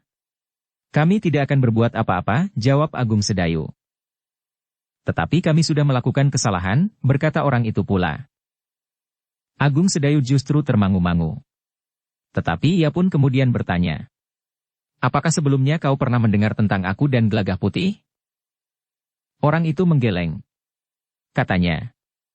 Orang yang datang kepadaku dengan membakar harga diriku sebagai orang Mangir dan memberikan upah itulah yang bercerita tentang Agung Sedayu dan sedikit tentang Gelagah Putih. Tetapi orang itu tidak berbicara tentang tingkat kemampuanmu yang sangat tinggi. Kami mengira bahwa kami berenam akan dapat mengalahkan kalian. Sudahlah, berkata Agung Sedayu. Kalian memang bersalah. Tetapi kesalahan kalian terutama adalah karena kebodohan kalian. Karena itu, kami tidak berniat untuk mengambil tindakan apapun atas kalian. Kembalilah ke Mangir, dan katakan kepada kawan-kawan kalian bahwa langkah yang telah kalian ambil ternyata salah. Karena itu, kawan-kawan kalian jangan melakukan kesalahan yang sama sebagaimana kalian lakukan. Tetapi di luar dugaan, yang tertua di antara mereka berkata, kami tidak berani kembali ke Mangir. Kenapa? Bertanya Agung Sedayu. Maaf, kami akan pergi. Ternyata kami memang akan dikorbankan. Jika benar orang yang di hutan itu akan membunuh kami, maka mereka tentu akan melakukannya bila kami kembali, berkata orang itu. Tidak ada gunanya. Jika mereka akan membunuhmu, sekedar untuk menutup mulutmu agar tidak berbicara terlalu banyak tentang dirimu. Kawan-kawanmu dan peristiwa yang pernah kau alami. Tetapi kau sudah terlanjur mengatakannya, berkata Agung Sedayu. Tetapi mereka tentu menganggap bahwa kami telah berkhianat, jawab orang itu. Tidak. Kalian bukan apa-apa. Jika mereka memang berniat membunuhmu, maka tentu bukan kalian yang mendapat tugas untuk melakukannya. Orang-orang itu tahu bahwa kalian tidak akan dapat membunuhku. Justru akulah yang diharapkan membunuh kalian, sehingga persoalannya menjadi berkembang. Orang-orang Mangir akan marah, sementara orang-orang Tanah Perdikan menjadi gelisah dan menjadi curiga, berkata Agung Sedayu. Tetapi kami tidak berani kembali. Mereka dapat membunuh kami apapun alasannya, berkata orang itu. Baiklah, jawab Agung Sedayu kemudian. Dalam 2-3 hari ini kalian tinggal di Tanah Perdikan. Pada saatnya, kami akan mengantarmu kembali ke Mangir. Orang-orang itu saling berpandangan sejenak. Orang tertua di antara mereka itu pun kemudian berkata, kami tidak mempunyai pilihan lain. Kami mengucapkan terima kasih atas kebaikan hati kalian. Kalian tidak menghukum kami. Dan kalian bersedia membawa kami ke Tanah Perdikan. Agung Sedayu yang sudah menggerakkan bibirnya terpotong oleh salah seorang di antara mereka yang berkata dengan serta-merta. Tetapi apakah yang akan kami alami di Tanah Perdikan? Orang-orang marah yang menyongsong kami dengan senjata di tangan, atau apa lagi? Agung Sedayu tertawa. Katanya, kami bukan orang-orang yang mempunyai kesenangan yang demikian. Apakah orang-orang Mangir sering berbuat demikian? Orang itu menggeleng. Karena itu maka Agung Sedayu pun tersenyum sambil berkata, apakah ada perbedaan watak yang sangat jauh di antara kita? Antara Mangir dan Tanah Perdikan Menoreh? Orang itu terdiam. Demikianlah, maka sejenak kemudian iring-iringan itu pun telah bergerak menuju ke padukuhan induk. Karena keenam orang itu tidak berkuda, maka perjalanan mereka pun menjadi lamban. Di perjalanan itu Agung Sedayu dan Gelagah Putih mendengar semakin banyak tentang orang-orang Mangir itu.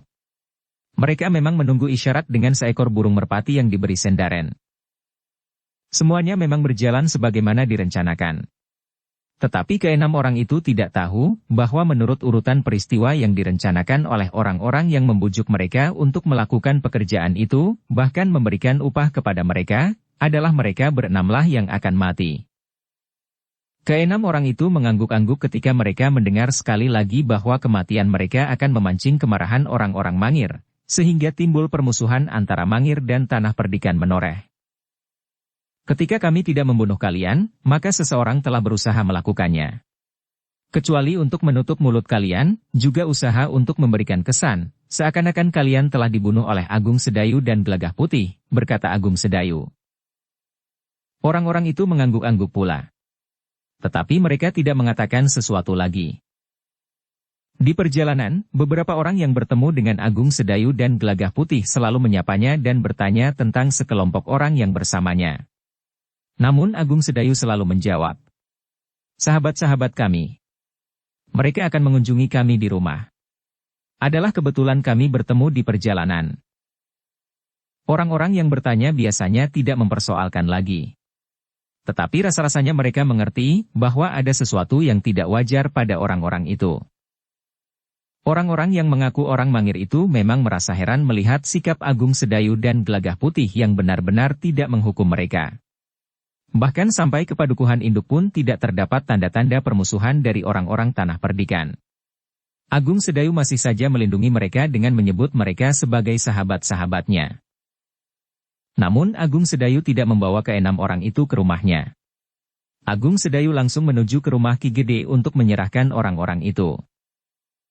Ki Gede yang mendapat keterangan bahwa Agung Sedayu dan Gelagah Putih telah kembali bersama-sama dengan sekelompok orang yang tidak dikenal, segera telah menemuinya di Pendapa. Dengan singkat Agung Sedayu melaporkan tentang perjalanannya ke Jati Anom.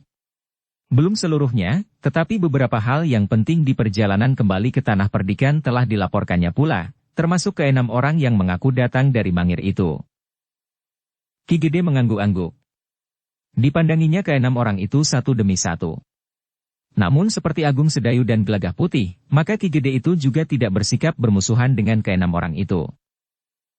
Meskipun demikian Agung Sedayu telah berkata kepada keenam orang itu dengan nada rendah. Tetapi Kisanak, kami minta maaf bahwa kami terpaksa menempatkan Kisanak berenam dalam tempat tertutup yang khusus, untuk melindungi Kisanak dari niat buruk orang-orang yang telah mengumpankan Kisanak itu.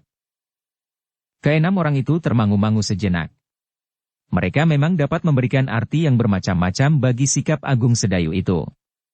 Mungkin Agung Sedayu benar-benar ingin melindungi mereka, tetapi kemungkinan lain adalah bahwa Agung Sedayu telah menahan mereka, untuk pada suatu saat diadili di hadapan orang-orang Tanah Perdikan itu.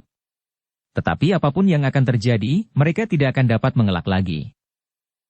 Baru ketika keenam orang itu sudah dimasukkan ke dalam bilik yang khusus, di bawah penjagaan yang cukup kuat untuk benar-benar melindungi mereka, maka Agung Sedayu dapat memberikan laporan yang lengkap, termasuk rencananya untuk menemui Ki Waskita yang akan diminta hadir 2 hari lagi di Tanah Perdikan itu. Ki Gede mengangguk-angguk. Agaknya di Tanah Perdikan itu akan datang tamu orang-orang penting, termasuk Ki Patih Mandaraka. Sehingga dengan demikian maka Tanah Perdikan itu harus benar-benar mempersiapkan diri. Bukan saja menyediakan tempat untuk menginap para tamu, makan serta minum, tetapi juga Ki Gede harus menciptakan suasana yang tenang dan sesuai bagi kepentingan tamu-tamunya itu.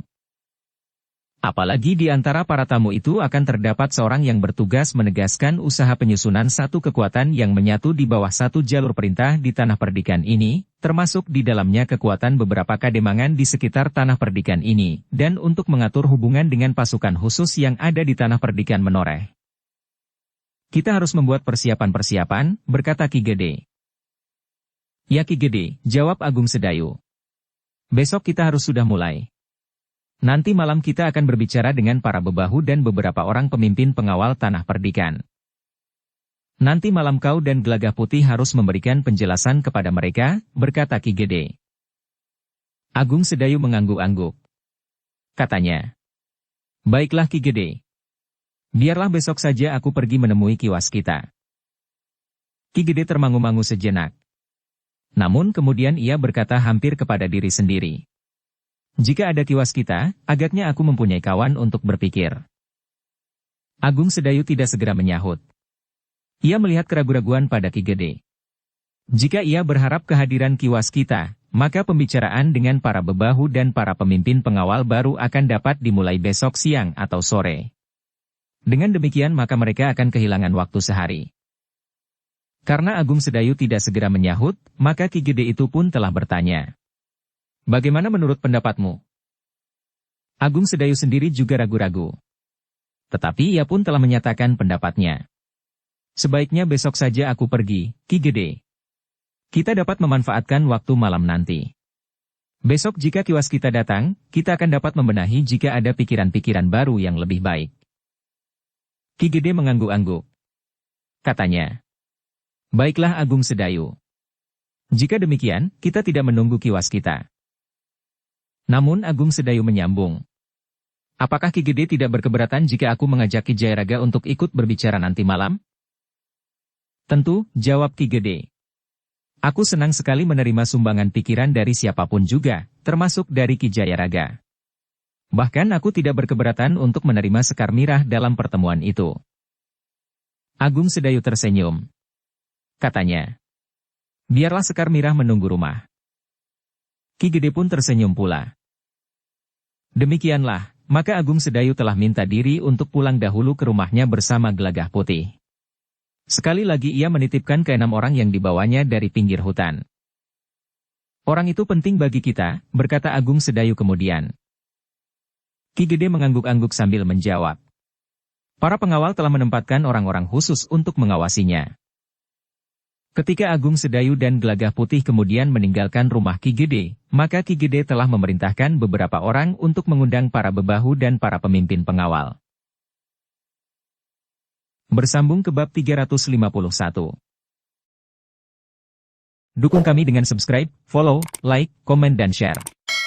Terima kasih.